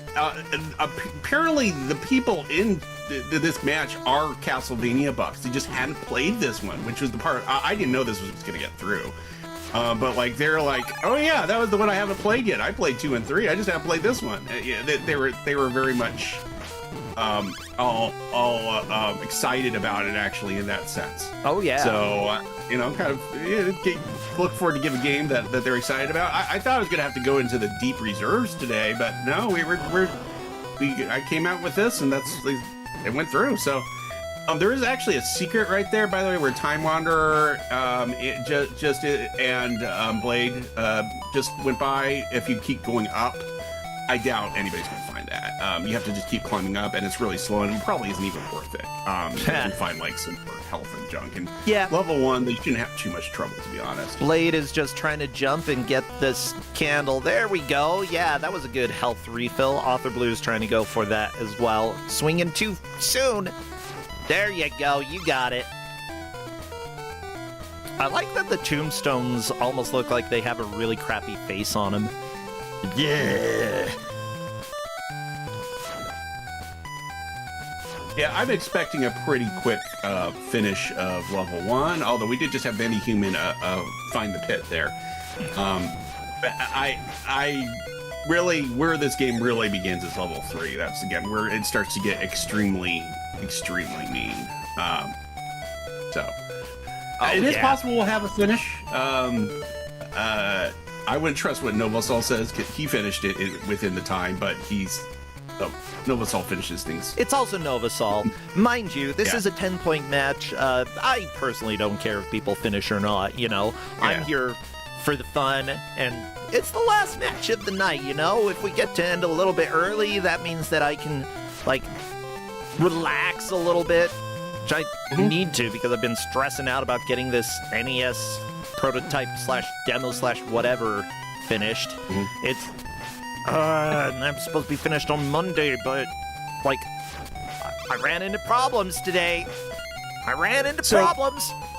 Everyone's in the same spot, and this is one of the kind of randomly mean spots. You're trying to jump between these platforms, and these bats just kind of try to maul you while you're doing it. Yeah. And there's not a lot of maneuverability because you're it's very super precise. Slow. You have to be very close to the edge in order to make the jumps. Yeah, Time Wanderer managed to get through it first, so we are gonna have. Oh, Author Blue's so close, but not quite. Right, and then Time Warner just needs to pick that thing up. There we go. Now we got our boss fight. This is going to go very, very quickly. Boom, done. Yeah, the first level, no problem. It's when it gets later is where it starts to get mean. So, and it's weird. Yeah, this is just 4 levels, but this is decently early into the Game Boy life cycle. This was 1989. So we're talking Super Mario Land 1. Okay. And Tennis and Alleyway are the kind of games we're dealing with right now. They didn't have the room to stuff a bunch, but Konami got pretty ambitious, and I imagine some of the difficulty cranking in this was due to the the fact that it is 4 levels, and they were going to try to make it a little longer. Yeah, I imagine to some extent. I will say the thing about making things more difficult for rentals is, I think, mostly mythical. There's a Game lot Boy, of, at least. Yeah, it's not like Game Boy. Well, it's one of the pieces of evidence, really, that so when you compare Japanese games to U.S. games, there's actually a lot where the game in the U.S. was easier than the Japanese game. Yeah. Or even you can't even quantify if it's easier or harder. Metroid has a different time limit for the special ending, for instance. Does that count as harder or easier, or just different? There's other things that are like that, where it's or you get a Konami code in one that you didn't even get in the Japanese version of something. So it really is too much of a mixture to say they were using this logic. Kind of the same thing applies if you're talking about hint books. I know there was a lot of things that said, oh, they made the game difficult because of hint books, but Sierra games were hard before they sold hint books, and they were hard in ways that were really uncomfortable and unfair, and they just kept with the same design. So it's not like they were thinking in those terms. They just found out later that they could make money on that. It also helps with piracy when you sell more hymn books than you do games. Yeah. Mind you, I think that the rental thing is partially true, but whenever I hear about Game Boy, like, I was there, not at the Game Boy, but like I lived in the 80s and 90s, and the rental market for handheld systems was not nearly as big because the games were actually a little affordable compared to compared to the NES and Super Nintendo. So renting wasn't nearly as much of a thing from what I saw. Yeah, at least in smaller towns. No. Yeah. Anyway, it looks like Time Wanderer is handling this pretty well. Time Wanderer is familiar with 2 and 3, has never touched 1. I believe that was the one that actually helps. Like, there's not. I mean, it's still considered blind when you haven't played that particular variation. It's like if you played Mega Man 1, 2, 3, 5, and 6, but you haven't played 4. You're going to probably have an advantage in a Mega Man 4 race, but you haven't played it. So, plus 3 is going to be painful anyway. And also, there's that jump right there. That Time Wanderer just fell down. So.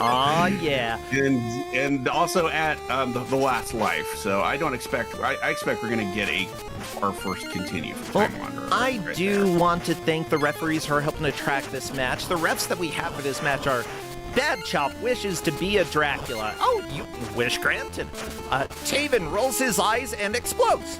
Oh no, Hazel Shade, the They Worm. Ooh. Harp Griffin is a super freak. Blastin is secondary evil, and Drag is trying to grapple with the whip. Should that be grapple? Looks like grapple. Grapple. You want to grapple? Oh, that is grapple. I think these are probably manual references because we haven't even looked at that yet, or I haven't. Oh yeah, the manual's good. I will drop it in the. You can pull it up for sharing later. The names of critters, they all have them, and yes, it's very good. I'll drop it in the Discord. I will in a little bit. Beep beep beep beep beep beep beep. Oh, you can tell it's a scary place because the music is dissonant, not the other one. Oh, scary. It's got sharps and flats. And it's got bats and candles.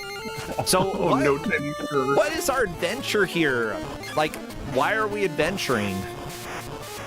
Okay, well, let's get into the lore here. I'm happy to do that for you. Let's see here.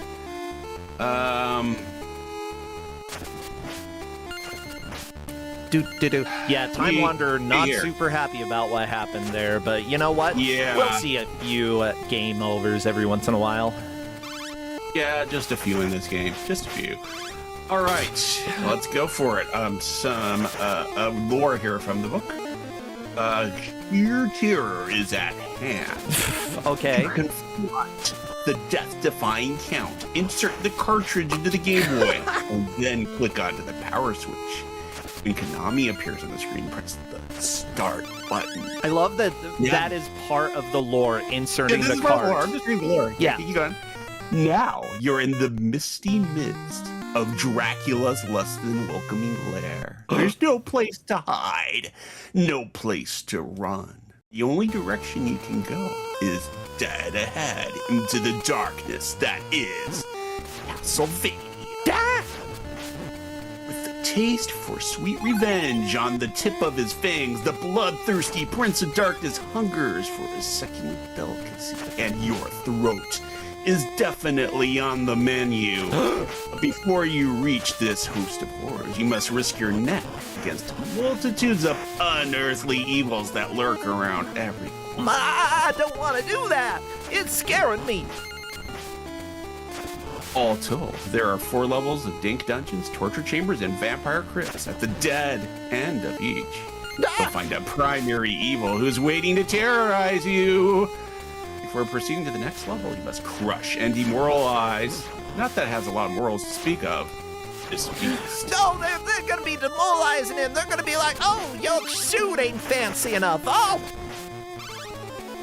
The end of the 4th level, you'll enter the dead of night. Will you come toe-to-toe, eyeball to eyeball with everyone's favorite bloodsucker, Count Dracula? We're gonna touch eyes! And it's here that you'll either vanquish his midnight powers forever or be initiated into his vampire core. Ah! Well, that's pretty good. That's good. So we're going eyeball to eyeball, everybody. So Author Blues just passed the big jump on 2. That's good. And then we have Time Wonder on the bridge. Also good. Everybody else is making pretty good progress behind. This is really anybody's game because, like you said, 3 is really where the game is, and they're all going to die on 3. I mean, obviously getting there first is going to help, but that's where the majority of this, if they take the whole hour, the majority of this hour is going to be spent on that level 3 part. Yeah, so. I believe it. Well, the 3 primary evils in the game are Undermole, Go-Bands, and Zeldo. I'm sorry, but Zeldo is killing me. One of the enemies is called the She-Worm. There's also Big Eye, Death Bat. Yeah, I'm so happy about Zeldo here. There's also tips to evade torture. Don't pet the ponies. Don't spit into the wind. Okay, enough joking around. This Dracula stuff is serious business, especially for those of you with your necks on the line. Here's the true advice from the underworld. 1. Traps have been set within each stage. Be careful not to trip into the pit of pip vipers. Also watch out for the pursuing wall. 2. Don't allow your attention to slip from the dangers lurking overhead and on the blood-stained floors. Excuse me? So this is just look. And the first one is look. Okay, tip number 3. Knock down and destroy pillars to escape certain death. Wait, number 3 is to play the game. Okay. 4. Master the jump attack, so you can light up the candles burning high on the wall and defeat the flying sorcerers. To jump attack, hold down the A button and strike the B button. So, one of the tips is to use the buttons. These are not great great tips. There's sort of the tips from GamePro, attack enemies and don't get hit to win the game. The kind of prep tips. Yeah. So wait, is there information about the whip? Okay, B button, the attack button. Cool. Where's the grapple part? There has to be grappling here. You just hit. You can upgrade it twice. Once makes it longer. The second time makes it. The second time makes it shoot a little projectile. And that's it. So there's no you're not swinging around like in the. So not like Tomb Raider. Yeah, or the SNES one or anything. Gotcha. So we're on the Undermole part. They're hopping around on Time Wonder screen, so we're almost done with level 2. This one, Time Wonder should be able to be pretty easy. With the Undermoles, make sure they suffer for their molish behavior. The only boss that I think is real trouble is Dracula, although that is a problem because Dracula's at the end of level 4, so you have to do level 4 all over again if you actually lose your lives. Oh no. Yeah, no, that's the only one I think is but 3 is just hard enough as it is on the regular level. Yeah. It seems like what it's like. Author Blues is getting pretty close to the end of level 2. I think Bendy Human getting relatively close as well. Mm-hmm. Unless Bendy Human got a game over, I'm not sure. I like the weird dinosaur heads that just open up and breathe a fireball. Yeah, those are called Punaguchi. Scary. I don't know what a Punaguchi is. Is it like that a Tamagotchi? Like just took the Japanese and just left it. Hold on. Let's see if there's a All I get when I search for Punaguchi is a Castlevania WikiLeak. So let's see here. There is a description of it some more, so this might come from. Let's see here. This says a moldy growth, sometimes in the shape of a hand with a mouth. It spews orbs diagonally, which start ricocheting off walls until they find a way to exit the screen. Wow. Oh, Time Wanderer is experiencing spikes. Oh, this is bad. This is bad. I don't like this. yeah, this gets fun. Yeah, the entire level is like this. And no. Yeah. Game over. Don't. If you're gonna game over right there, there's a good spot to do it because you can just continue from the start of the. Yep. It's not like it, but it's always from the very start of the level. So, Time Wanderer taking a breather there, I think too, which is perfectly. Yeah, perfectly I mean, cool. Time Wanderer did say that is rude, and I would agree. So, actually, question in chat: how many continues are there? Is this an unlimited continue situation? This is an unlimited continue situation. Yes. It says so in the manual. I think it's really sassy about it. Hold on a second. Continue if you dare. Yeah, that was scary. After losing your last life, you can continue from the beginning of the level where you perished. Simply press the control pad up and down to select yes on the continue screen. Then press the B button. You can begin as many times as you like, as long as the Game Boy power remains on. Ooh. Turn off the switch, though, and it's back to the beginning where the deadly demons will be refreshed and revived. Careful not to leave your Game Boy on too long, or else you'll kill the batteries. Aha! You can just take the batteries out and stab them yourself. The battery boss. I've got a game in my queue somewhere. There's another Game Boy game that we're not going to get. That it's probably going to save for brackets maybe, but I've got another Game Boy game where it actually has like a battery boss to it. Like if you actually like to go all the way to the end properly, you might run out of battery on your Game Boy. Fun. So, Okay. yeah, there are lots of jokes about that during this time period. Although the jokes mostly center around the links and the Game Gear and stick. Game Boy batteries actually last pretty well. I usually it's a. Game Boy. It doesn't have a built-in backlight, at least the first version of the Game Boy. And because of that, It is much less resource intensive. What else? Oh yeah, just being black and white rather than colored makes a huge difference too. At least when it comes to computing power. Time Wanderer not able to make the jump. As it turns out, so you gotta walk. You gotta walk as far as you can before jumping on any falling platform, because if you aren't like on the final pixel of the platform before that, you are probably going to die. Arthur Blues also is about to get to level 3 too, so we're about to see someone else reach the. Good. Time Wanderer would probably be better served like walking as far to the right as possible before killing most of the screws. Why? That lets the ceiling get a little closer to the ground, and thus it takes a little longer to go all the way up, giving you more breathing room to walk to the right, I think. I don't think it. Actually, let me think here. I don't think it's a time. I think it's a positional thing. Like it starts moving back up again. When you hit it's positional. Okay. Yeah. So it's very. Well, the nice thing about it is this is very choreographed. So like once you get it, so like when you're a kid and you're not able to beat Dracula, and then you have to turn the game off because you have to go get dinner. And, beating level 3 again isn't as hard the second time around. It's just very rude the first time around. But I thought this was what platform games were, and I mean, I had some friends who had stuff like Battletoads. It's not like that one wasn't rude either. So yeah, I played a lot of Battletoads when I was a kid. I loved it.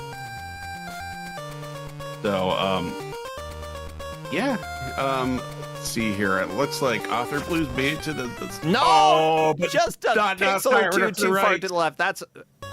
Okay, this is Author Blues' last life. Getting a game over quickly wouldn't be a bad thing, but at the same time, it's so early on in the level. Just go ahead and play it and see how far you're able to make it. Yeah, it's worth trying that jump just in case, like, to see Yeah, if you can. yeah. Because I getting think the it was fun for torches example. is tempting, and I would always be tempted to do that. And if you can't get them, then at least you got to restart with your full set of lives. I think it's a good strat. Yeah, yep. So yeah, we're gonna see a lot of this level, but again, fortunately, the music's pretty rocking. So Yeah, I mean, it is Konami, and like, even if some of the games were a little bit rough, Konami always had amazing music. Always. And what? Who made the music? Shigeru Fukutake, and some couple others. Like, one of the people who worked on it did several of the Beatmania games, I believe, as a producer, executive producer of Silent Hill. You know, good stuff. Did audio for Poppin' Twinbee, which had some boppin' music as well. And wait, the arcade sound for Frogger. Yeah, that's right. so did not know that. Yeah, one of the others worked on Game Boy Tiny Toon Adventures, which I believe had some rockin' music. Another of the musicians here worked on Gunstar Superheroes. Did they work on the original Gunstar Heroes? Let me see. Mischief Makers for N64. Dynamite Heady, great music. Simpsons Arcade. Roller Games for NES. Oh, all of, like, those games aren't all fantastic, but the music, absolutely great. So Bucky O'Hare for I want to Arcade. draw attention real quick Sure. to what's going on the screen here. Time Wanderer and Author Blues have both reached the vertical section, which is absolutely infamous. This is where you get chased by spikes. And because you're moving so slow and the jumps are in a couple places very, very mean, it is so easy to die here. Yeah, and we've seen that a couple times already. So looks like Author Blues got one of the tricky jumps first try, though. That's Yeah, that, again, anytime you're dealing with these falling platforms, you want to get as far to the left as possible before landing on the platform. Otherwise, you might not make them. Time Wanderer got them as well. Good. good. Mhm. I do think, though, there was a lead change in there. I believe although so. we might get yet another one in a second because Author Blues just and it resets you at the start of the vertical thing too. You have to go all the way down, so it's not like a close checkpoint because it has the same spot. in the game. Death in the same spot. I do not know who was technically a little ahead. It might be a straight up tie, and if so, Author Blues was the first one to do it. Mhm. Oh, the spikes! No! Yeah, I can see why you're saying that level 3 is a little bit of a wall here. They are going to be able to do it. I think we will see level 4. These players are 10-pointers. They've all won a match. We got some talented people, and they were all familiar with Castlevania. Like, they're like actually pumped. Like, oh yeah, I played this one. Honestly, like, I'd say there are very few people here who wouldn't be, like, in the know when it comes to Castlevania. Has anybody here in chat never played a Castlevania game? Anyone? Because if so, I want to know. That way we can help you. We can help you play Castlevania. Spirialis, you are lying. I know you're lying. Yeah, You but play people just haven't- Pac-Land. Okay, we have a few people in chat who haven't played Castlevania. Okay, well, y'all, you should play Castlevanias. At least one of them, okay? And if you need recommendations, just play Symphony of the Night, okay? And then go from there. Mhm. Or OG Castlevania. Wait. If you want a normal side-scrolling Castlevania, where would you start Omega number? 4. Yeah, Super Castlevania 4. Yeah, absolutely. I mean, Castlevania is one of my favorite series. So, you know, I still ironically like this game, even though it is so ridiculously mean. And the adults are saying mean things about it. I'm like, kid me was like, wait a minute, I guess, yeah, no, I get it. And I tried. I was like, okay, yeah, I get the point. Except I'd already spent so many hours mastering all this goofy stuff that it was, it was okay. At least the speed doesn't really bother me. Like, I kind of like not actually having it be as fast in some, like, just in terms of reaction. Like, I tend to be pretty better at slower kind of platform, I guess that is the way to say it. Like, Okay. you know, so this is not about playing Sonic where you have Arthur so Blues, much why? speed that you can't even see the thing in front of you, but it's still obviously incredibly mean and you're gonna die a bunch still even with that. So Bendy moving on to stage 3, y'all. Very Yeah, good we job. got this. Bladeworks is Yeah. falling a little bit behind. That's okay. Time Wanderer onto the main area with the she-worms. yeah, I bet Bladeworks should be able to beat. Well, although Bladeworks is not quite seeing the pattern quite. Bladeworks needs to kind of see the pattern. I think you have to, like. There's a certain positioning where you're very, very safe. And Oh, no. I can see. Oh, yeah, like right there. What is this Oh. area for Time Wanderer? I don't like it. Oh! Oh, so good. Okay, there's a she-worm waiting. That's okay. Just get rid of the she-worm and you can continue on your quest. I mean, your adventure. Your Castlevania adventure. Great jumps there by Time Wanderer. Oh, Bladeworks. Oh, probably next time though, because yeah, they're You don't need that hard This- Arthur Blues, except for points, I guess. Like, simply put, nothing earlier on in the stage will damage you without immediately killing you. So you're already going to be at full health. No need to get the health up.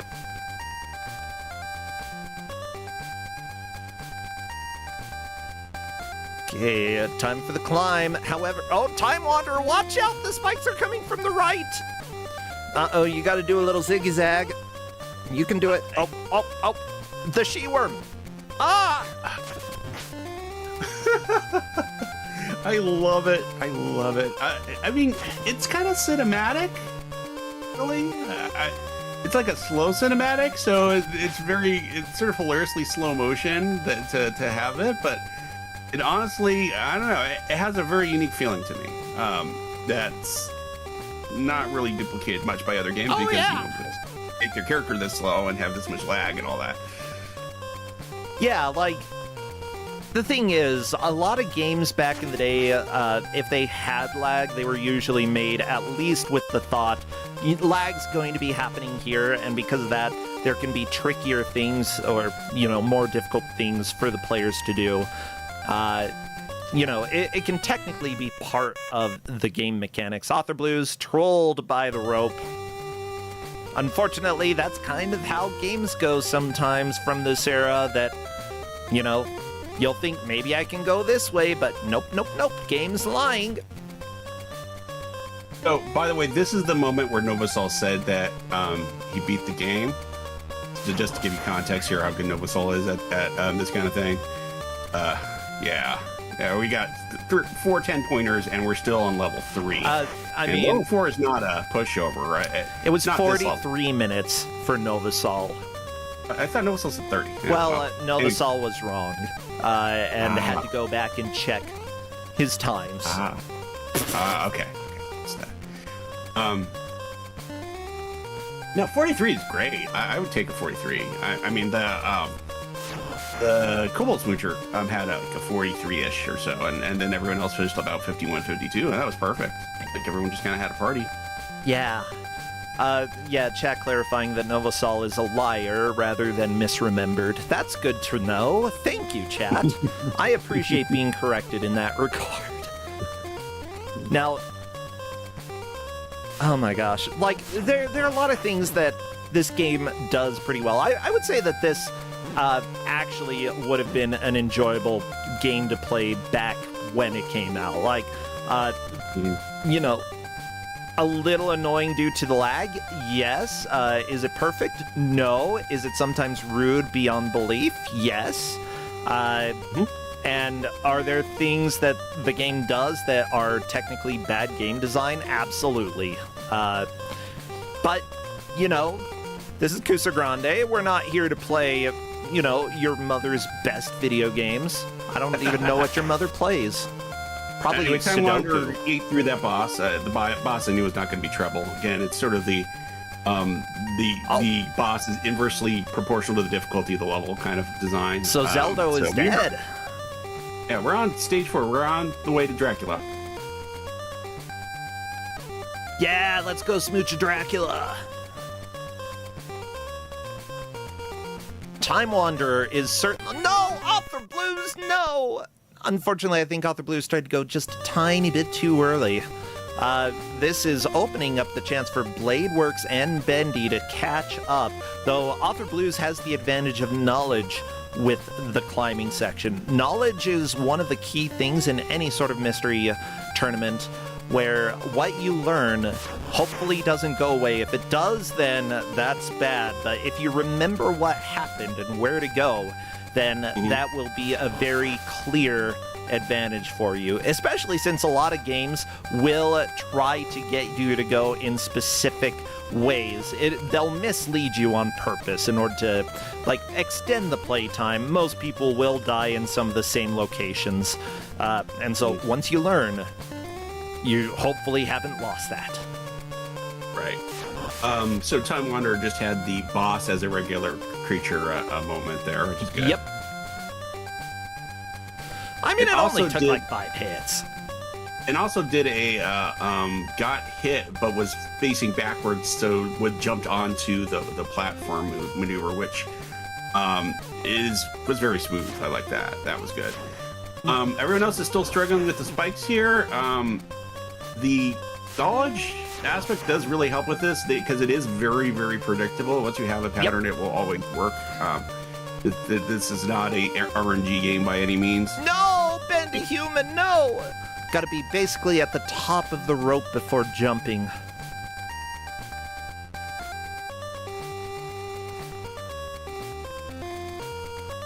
No, Author Blue's trying to do this jumping section, got up on the rope, good. I think that at times you do need to let the screen scroll up a little bit more, otherwise you're just not going to get the height that you need in order to actually make some of the jumps, like this one up here, onto the falling platforms. You need it to go up a tiny bit. Yep. Too early. That is a game over and back to the beginning of the spike section. This means that Time Wanderer has a very clear advantage. I want to listen to some... Oh. I was going to turn the game audio off, but I accidentally turned you off. I was going to swap over to Time Wanderer's music so we can hear what this place is like. Ooh. It's scary. Oh no, smushed! Yep, more spikes. Yeah, we've got some troll platforms going on. As trolly as Gremlins 2? Probably not, but still. Oh, those troll platforms were so good in Gremlins 2.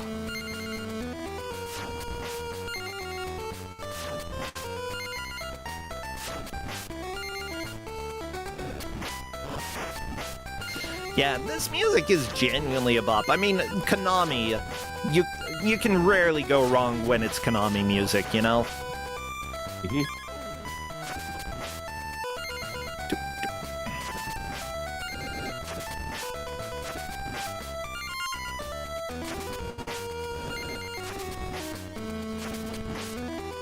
Well, hopefully I'll see Zelda this time, because I missed Zelda.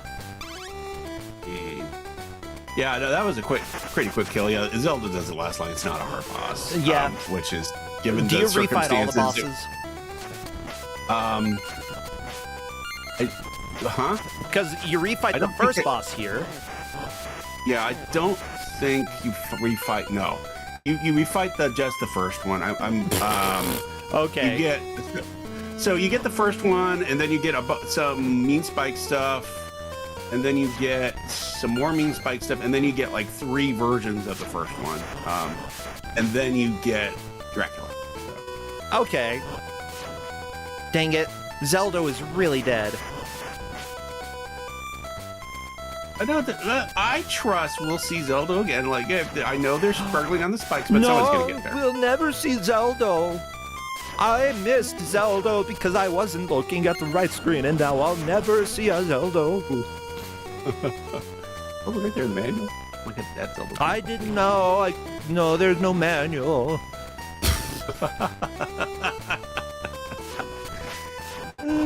And that's not the real Zelda anyway. It's just a picture. It's not even a real picture. It's a drawing.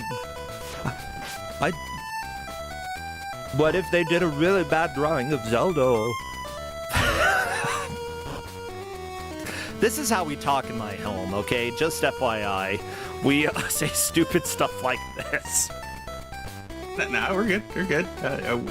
Not first time being in your Discord channel. We yeah, I assume people are a little bit used to the stupidity that is here. We've got plenty of it.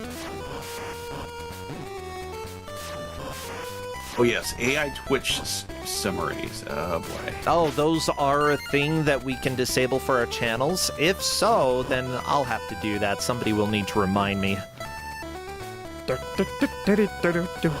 Oh. I hope Author Blues gets to see a Zelda soon. Otherwise, I'll never have him in my life. I assume Zelda is a boy. But it's an assumption. Yeah, I don't know. There's no real thing. I mean, let me see if it's there's like a Spanish-style name, you know, it's an O at the end. Let me see here. So the Castlevania Wiki, I'm gonna check it out. Because some of these folks do end up in other Castlevania games. Time Wonder, no! Author Blues So is running like from the wall. Visual. The spike No, I don't want Castlevania X Zelda. I want Zelda. Zelda in quotes. We are specifically looking up Zelda. Run, Author Blues. The wall's gonna get you, and then you can't see Zelda.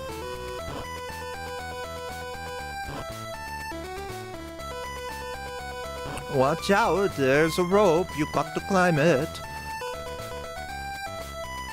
Good job, my author. My blues. Good jump by Time Wander to get on top of the platform. Actually, these are annoying sections here.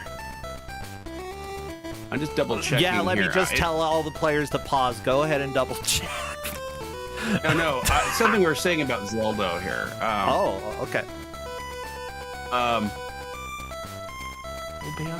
Slash Zelda. So I'm looking at the wiki, and it's calling the first boss Golband slash Zelda, and the third boss Deathbat slash Golband. I don't know.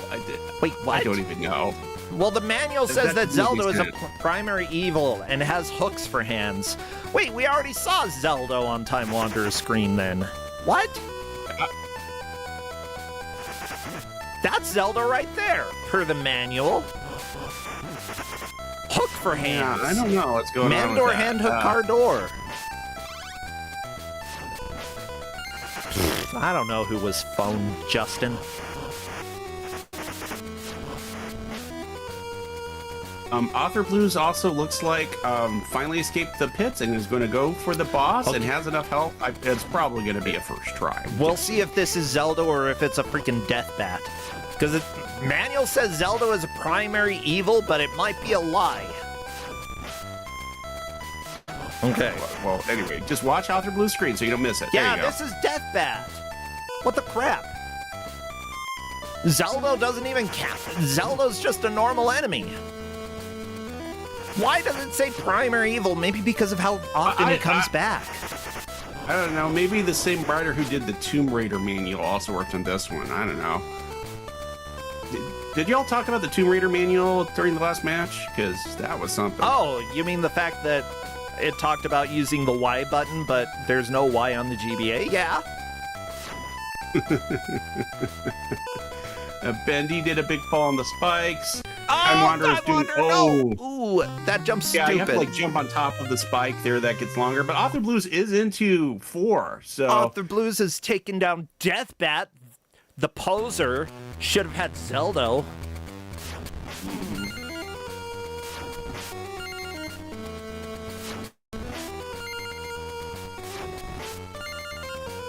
Okay, let me see. Zelda Castlevania Adventure. No, I put Zelda in quotes specifically so you wouldn't look for Zelda. Freaking. I hate you. Okay. Oh, at least it wasn't like when you were looking for the Donkey X, and then it thought you also meant Shrek on top of that. Okay. So, yeah, that's right. No, not Shrek. So, trivia per the Castlevania wiki is that the original Japanese name for Go bands is Zelda. However, some names were switched in the American and European localizations of Castlevania II Belmont's Revenge. Zelda was renamed to Go Bands. Go Bands was renamed to Deathbat.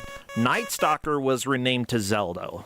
Okay. Okay. So Night Stalker. All right. Night Stalker is Zelda. Yeah, he's also priest of the Dark Cult, Reaper, Zelda. Cool. Okay, so it's like a fighting street situation. Yeah. Zelda is a priest of the Dark Cult who throws scythes like a boomerang.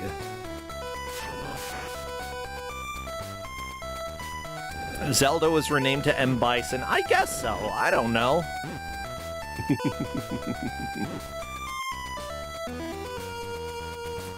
There, I finally have my answer. I finally know. You know what? The manual officially says that he is a prime evil. So you just have to keep fighting him over and over again. You cannot defeat Zelda. It's just fact. Time Wander taking a lot of damage, but I think might be going for a death. Yeah. Yeah, gonna get a game over before getting back into this. That is fair. Off the Blues, meanwhile, learning about level 4. We're getting to the moving platforms for probably the first time, I believe. Mm-hmm. And this part, yeah, he was a little bit scared of the platforms. It's okay. This is a very easy cycle. Oh, I guess you don't need to worry about it doesn't have collision if it moves through you. That's cool. Blade Works has made some progress here as well. We're getting to see running from the wall. Run! Walls are scary, especially when they kill. Yeah. They're scary in Star Wars. I almost said Star Trek. Oh my gosh, how are you still alive? Blade! What? Well, okay, never mind. Yes. I was gonna say, that was an amazing comeback, and it was. Just didn't last long enough. Yeah.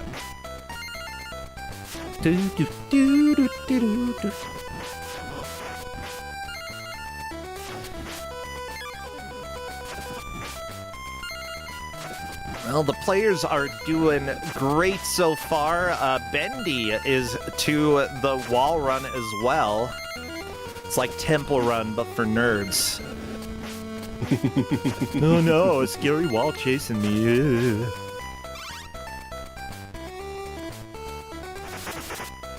Go out there, Blues. Yeah, these jumps just can be frustrating sometimes. Yeah, in terms of... extremely precise.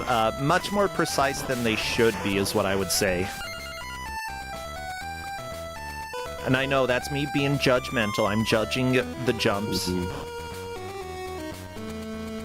But in general, you know, you want, when you're making a platformer, you want people to feel that it's their fault that they weren't able to make a jump.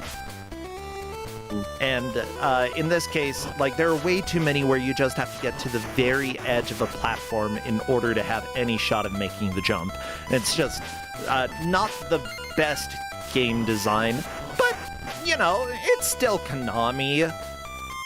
It's like the programmers, they had to have worked on a whole bunch of games before this, right?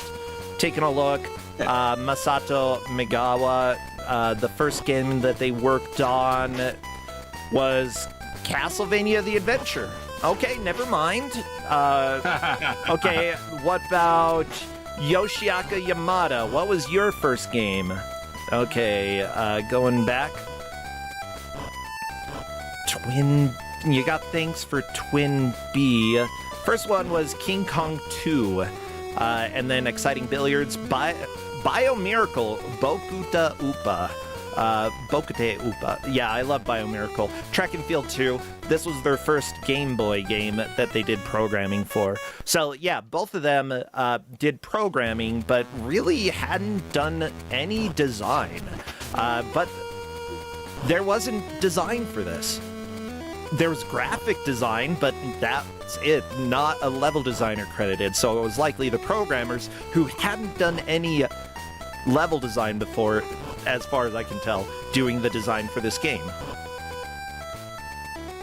So, you know, they did a pretty good job for at least one of the main programmers being a novice, the other programming some but not doing design, as far as I can tell. Like, it still is pretty competent. But, yeah, the level design is still a little bit too evil in some regards. Considering, though, it was coming out on Game Boy and it's only 4 levels, maybe it's better that it was too hard than too easy. I don't know, what do you think? Yeah, I mean, like, TMNT was one that was too easy, I would say, for it was same era, Konami, same year even, I think. Okay. So if you want to compare. And yeah, that game is really easy. But there's a place for that too. Like when I was a kid, it actually took me a while to beat TMNT, even though like as an adult, it's like, oh yeah, this is trivial. Whereas this game, yeah, even as an adult and me remembering some of the patterns, it's like, yeah, this is rude. So, but yeah, there's a place for the ones that are easy too. And I do think the original TMNT one is still a great game, despite it being, you know, easier. It's TMNT 1 for which console? Game Boy. Game Boy. Oh, okay. Yeah, I'm comparing Game Boy game with Game Boy game. I figure that's probably the fairest comparison. I was like, okay, I'm pretty sure you're not talking about the NES version. No. Game Boy. Yeah. Fall of the Foot Clan, I think is the one it's called on Game Boy. Gosh, it is so close. Like between Author Blues and Time Wanderer. Okay, maybe not so close. They're multiple screens apart, but Author Blues could easily pass Time Wanderer if this level treats him well, considering how often Time Wanderer has had to go back to the beginning of the stage. Like, we'll see what Author Blues can do here. Just got to make this jump.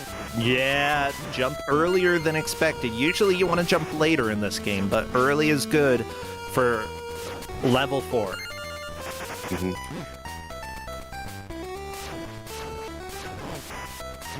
Yeah, TMT3 Radical Rescue was is I think one of the best Game Boy games. Like if you did a top 10 somewhere, that's a very good one.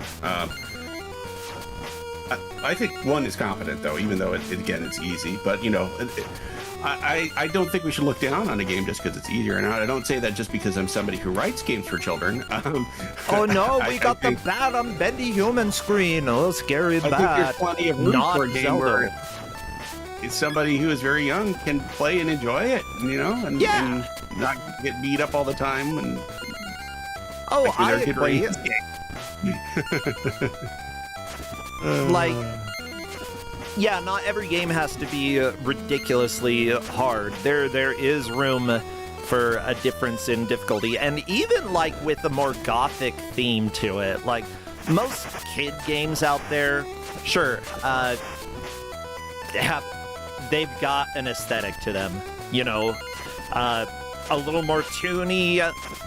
You can have a gothic hardcore game that's aimed towards kids. Come on, there are some kids who eat that up.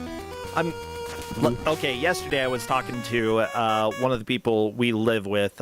We rent their we're living in their basement. We're technically not renting it out. We're helping out with chores and stuff here, and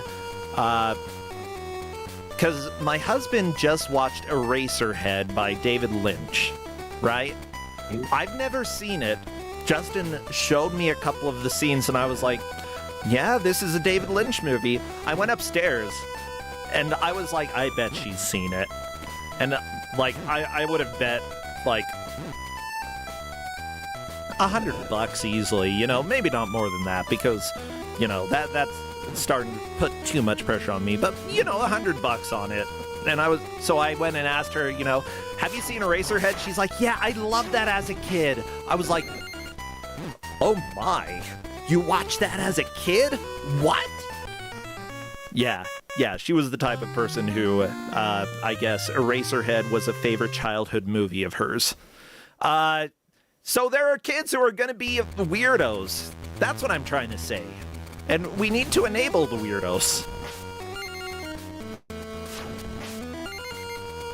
Yeah, just so people know, Eraserhead has a scene of some woman with really large cheeks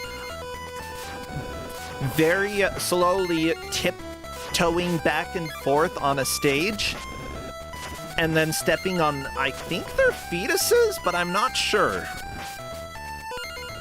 And it just goes on for like 3 or 4 minutes. Yep. Okay. Yeah, I haven't seen it, so. It's yeah, what I've seen has been really weird. And I need to watch the whole thing because, yeah. Yeah, Justin says he's not sure they're fetuses, but I don't know what else they are. And then... Alien spinal columns? That's like a fetus. I don't know.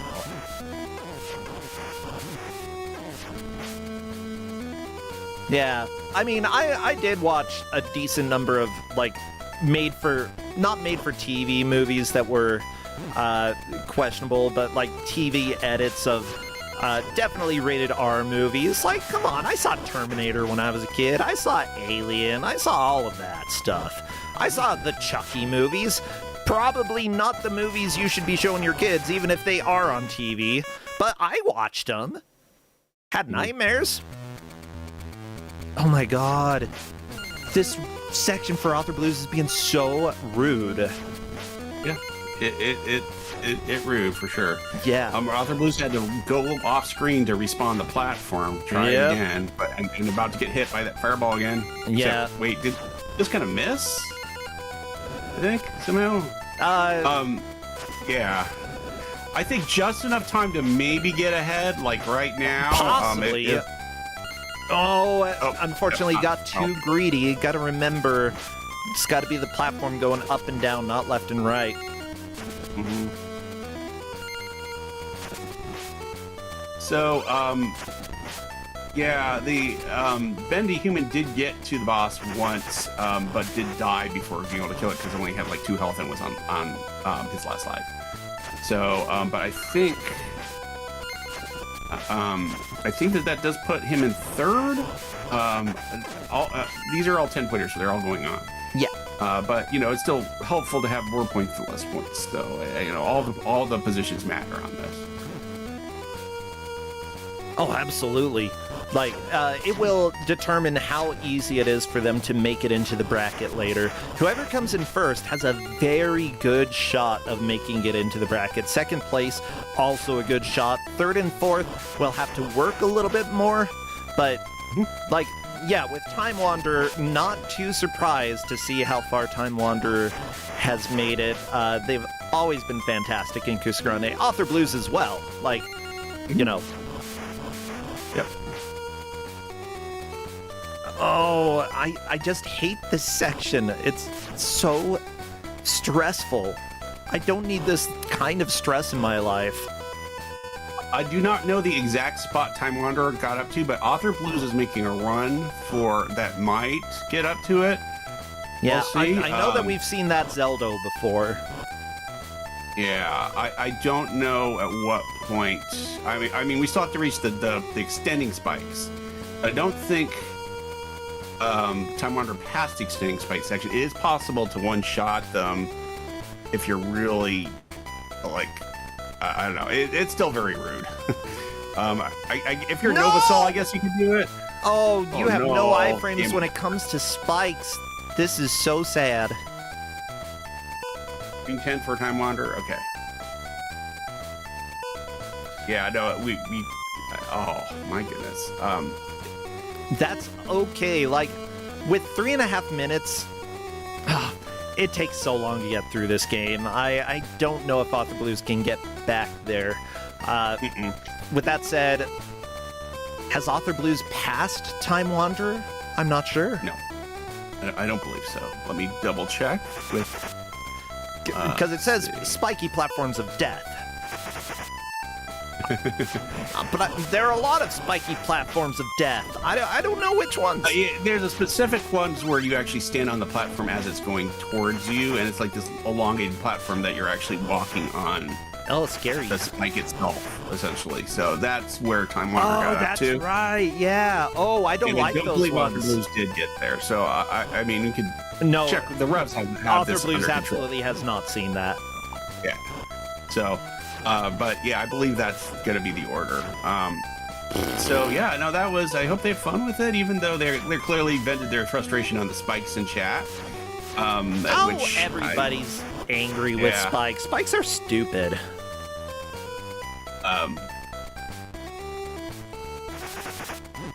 Yeah, I don't think it's possible for the places to change now, but we'll see here.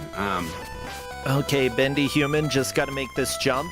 Oh, very, very nice. The thing is, I saw Bendy Human just type, I was too close to the ceiling, so I was hoping to catch that, but it happened before I looked over. Dang it.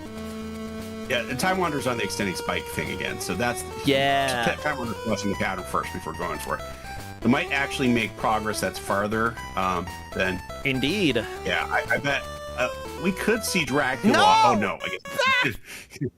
I was gonna So say good. it takes about a minute to get to Dracula from here if you actually do it right, but now probably not. It's okay. It's okay. This is. Oh, yeah, this game certainly has hitboxes. I can see why this was not the best known Castlevania game out there. Yeah, this is again better than like Castlevania and DOS and Amiga and whatever, but it's. Yeah. I do see why. Having its done reputation. speedruns of Castlevania DOS, I would agree. I should do those again. Those were fun. Oh boy. You know, a game that I had in my childhood that was Mega Man DOS. I had that one in a box.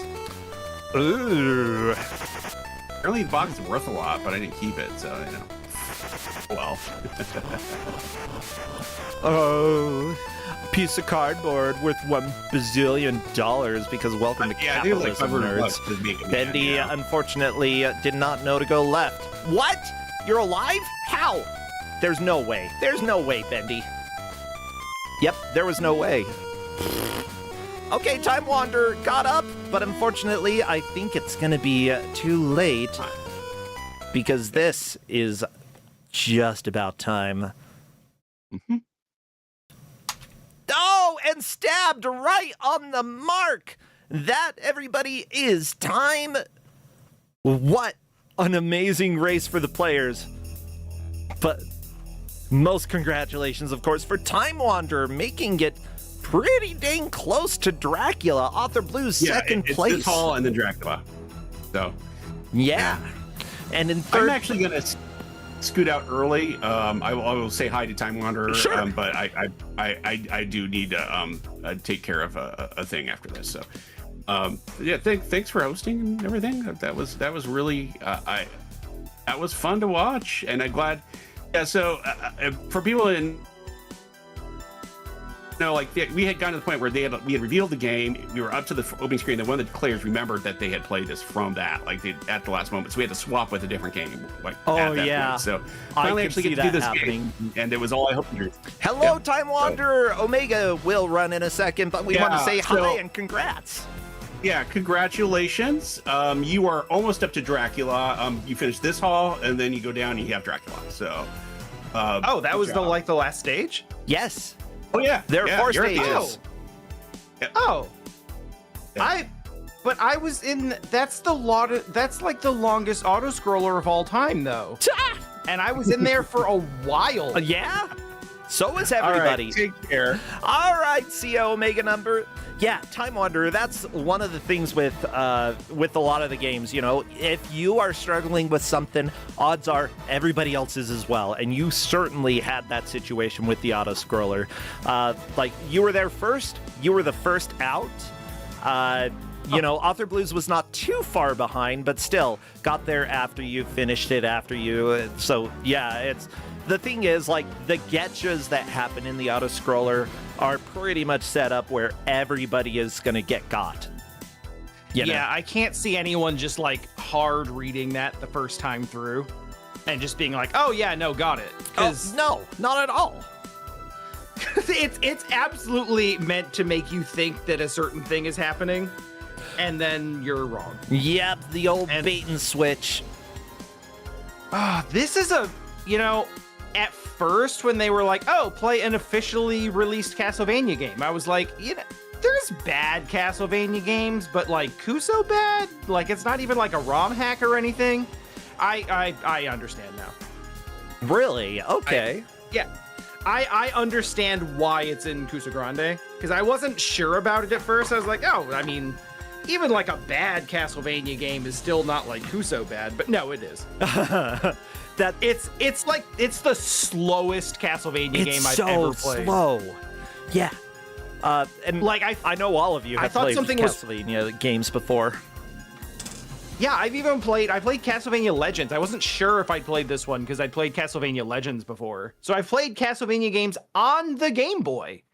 So I'm like, okay, I get it. It's going to be a little, you know, it's going to be a little scaled down, a little bit slower, a little bit clunkier than like an NES Castlevania. But no, it's like I thought something was wrong. Yeah. I thought something was wrong with the game or the emulation. That's what it feels like. But, you know, we were looking at the people who worked on it and the two programmers. There was no designer for the game credited. The two programmers, one of them had not worked on a game before. It was his first game, and it appears that he was the lead programmer. And the second one hadn't done any design work. So, like, I sort of understand why the design wasn't necessarily the best there, because they were novices there. Yeah, good on them. And good on them, like, shipping a game that works. It's not, like, I didn't hate it as a Castlevania game. I actually do want to finish it. Yeah, you're not far from the end. I mean, yeah, especially knowing that I'm not, like, I don't have another half of the game to go through. Like, I definitely want to continue with it. Yeah. What was the next, who was, like, next closest? Like, how far did they get? I'm really curious. About 5 or 6 screens behind you, really not that far. Oh, wow. Was it in, like, the like, spike room platform stuff? Yeah, going up the ropes. I think specifically there's the weird fireball throwing thingy on the left side and the 3 platforms that you have to jump across, not get hit by the fireballs and fall into the spikes below, because if you do that, you're dead. You got to that room. That is a deceptively annoying room. I guess maybe he made it No, that was the last room, yeah. That room is, like, deceptively annoying because it's just the one thing and it doesn't seem like it would be that big of a deal. But again, the game is so slow that those fireballs moving at you diagonally are just, like, so hard to anticipate. Oh, for sure. Yeah. Like, you have to call the bounce from, like, the other side of the screen in order to actually block it. I will say one thing that gives this game a little bit of grace, especially with how slow it is. Yeah. It's like the hitbox on your whip is way bigger than it looks like it is. It is. I think that is something that helps out quite a bit. Learning whether or not you need to jump early or late, that generally helps. Yeah. Like a lot of the platforms, especially the falling platforms, you had to get as close to them before jumping on them because you had no wiggle room at all. But once you learned they the fall pattern, so fast. Oh yeah. But like it's very much learnable, you know. Yeah, it's very much like a memorization type of game for sure. Yeah. apparently the hitbox on everything that hurts anyone is overly big. Yeah. Oh, well, yeah, it for sure is, but like it kind of makes up for it because you can also hit that with your whip. So like all of the hitboxes are big, so it almost kind of evens out in some ways. So, question, if you happen to try this out as a kid, like, what do you think you would think of the game? Stupid kid me would have probably loved this and played it all the time. Yeah, Omega Number was saying that as well. Yep, absolutely. Yeah, I probably would have played the crap out of it. But I mean, I was absolutely like Kuso pilled as a kid too. Like, I had Home Alone on SNES and played that like every day until I perfected it. Oh, I rented Home Alone NES multiple times as a kid because I loved that. Bart's Nightmare. Never got very far in it, but I love that game. Yeah, like as a kid, I would have sat down and played. Like the concept of a game being bad didn't really occur to me. It's just like, oh, this one is hard. I think that I knew some games were bad, but like these weren't bad enough for me to think they were bad. No, it's just like, no, you put it on yourself, and it's like, no, I just need to learn it better. Yeah, because so many games were like this, where it's like, no, I'll figure it out. You know, it just is like this. It's not bad. It's just this type of game. Yeah. For the great majority, yeah. But even as a kid, I knew that some games were bad. I knew the Trolls game. I knew the Trolls game on SNES was bad. Yeah, that's fair. I knew Godzilla 2 for NES was bad. Oh yeah, that's a good one. No, it's not. That's definitely a good one. Oh, it's not. Bonus Lizard, thank you for the raid. We are actually going to be leaving in just a second, but I appreciate it nonetheless. So, Time Wanderer, what is up? Are you doing anything over on your own channel? Anything that people should check out? I have been playing. I just recently finished Hades 2. Ooh. I am about to finish Mina the Hollower, which is a very good. It's a new game from Yacht Club, known for Shovel Knight. Yeah, very good. Yeah, sort of like Castlevania overhead Zelda, like Game Boy Zelda type of game. It's very good. I'm probably going to head over right now and finish this game. Oh, sweet! Over at your channel? Yeah. I'll probably go live right after this and see if I can knock out the rest of this. Well, perfect. Yeah. And in a personal note, since the last round of Kusogrande, I've moved halfway across the world. Whoa!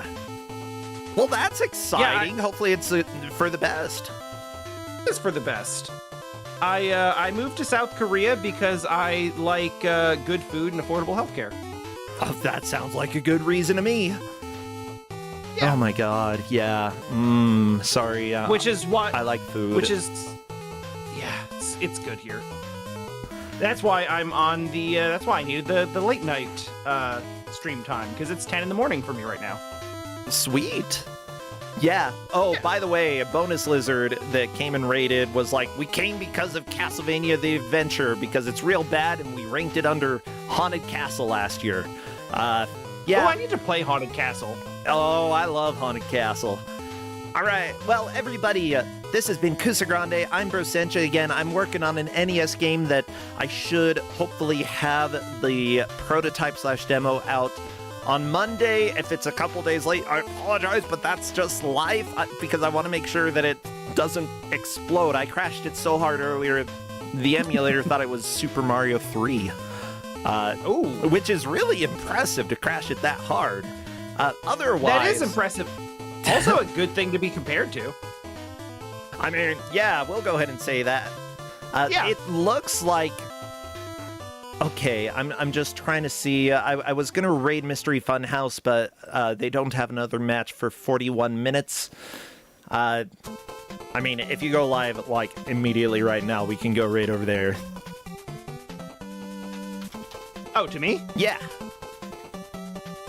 Yeah, give me a second. I will pop that on. We're just going to dink around for a second, and then we're raiding Time Wanderer, who may or may not be on this very call with us. Not me. Yeah, what am I talking about? You're definitely here. I'm still here. I can leave if you would like. No, you're good. I'm gonna go live right now, which means it's that my stream title is gonna say I'm still playing Mina the Hollower, but I'm not. I'm gonna play the rest of this Castlevania. Ah. Yeah, and chat, you're all welcome to go and join other people. You are fine. Of course. Yeah.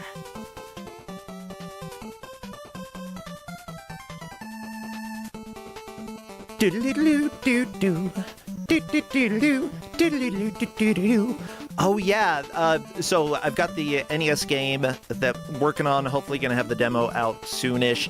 More Kusogrande coming up, and other than that, I'm working on my, what are they? The Archipelago games that I've been playing. Final Fantasy 1, I'm doing a Nova World run of that, which is being a lot of fun. And then that has no overworld. And then I'm also doing Noita, and I beat Mega Man 3. Woo! Nice. I love Noita. Oh, it's so good. Well, Time Wanderer is live, so let's raid over there. And otherwise, thank you so much. Go and have a good stream, okay? Yeah, thank you for having me, and thanks for the raid in advance. Sure thing. Everybody, go and yell nerd. This is fine. Yeah, go. Time Wanderer will appreciate it. Okay, see everybody. Bye!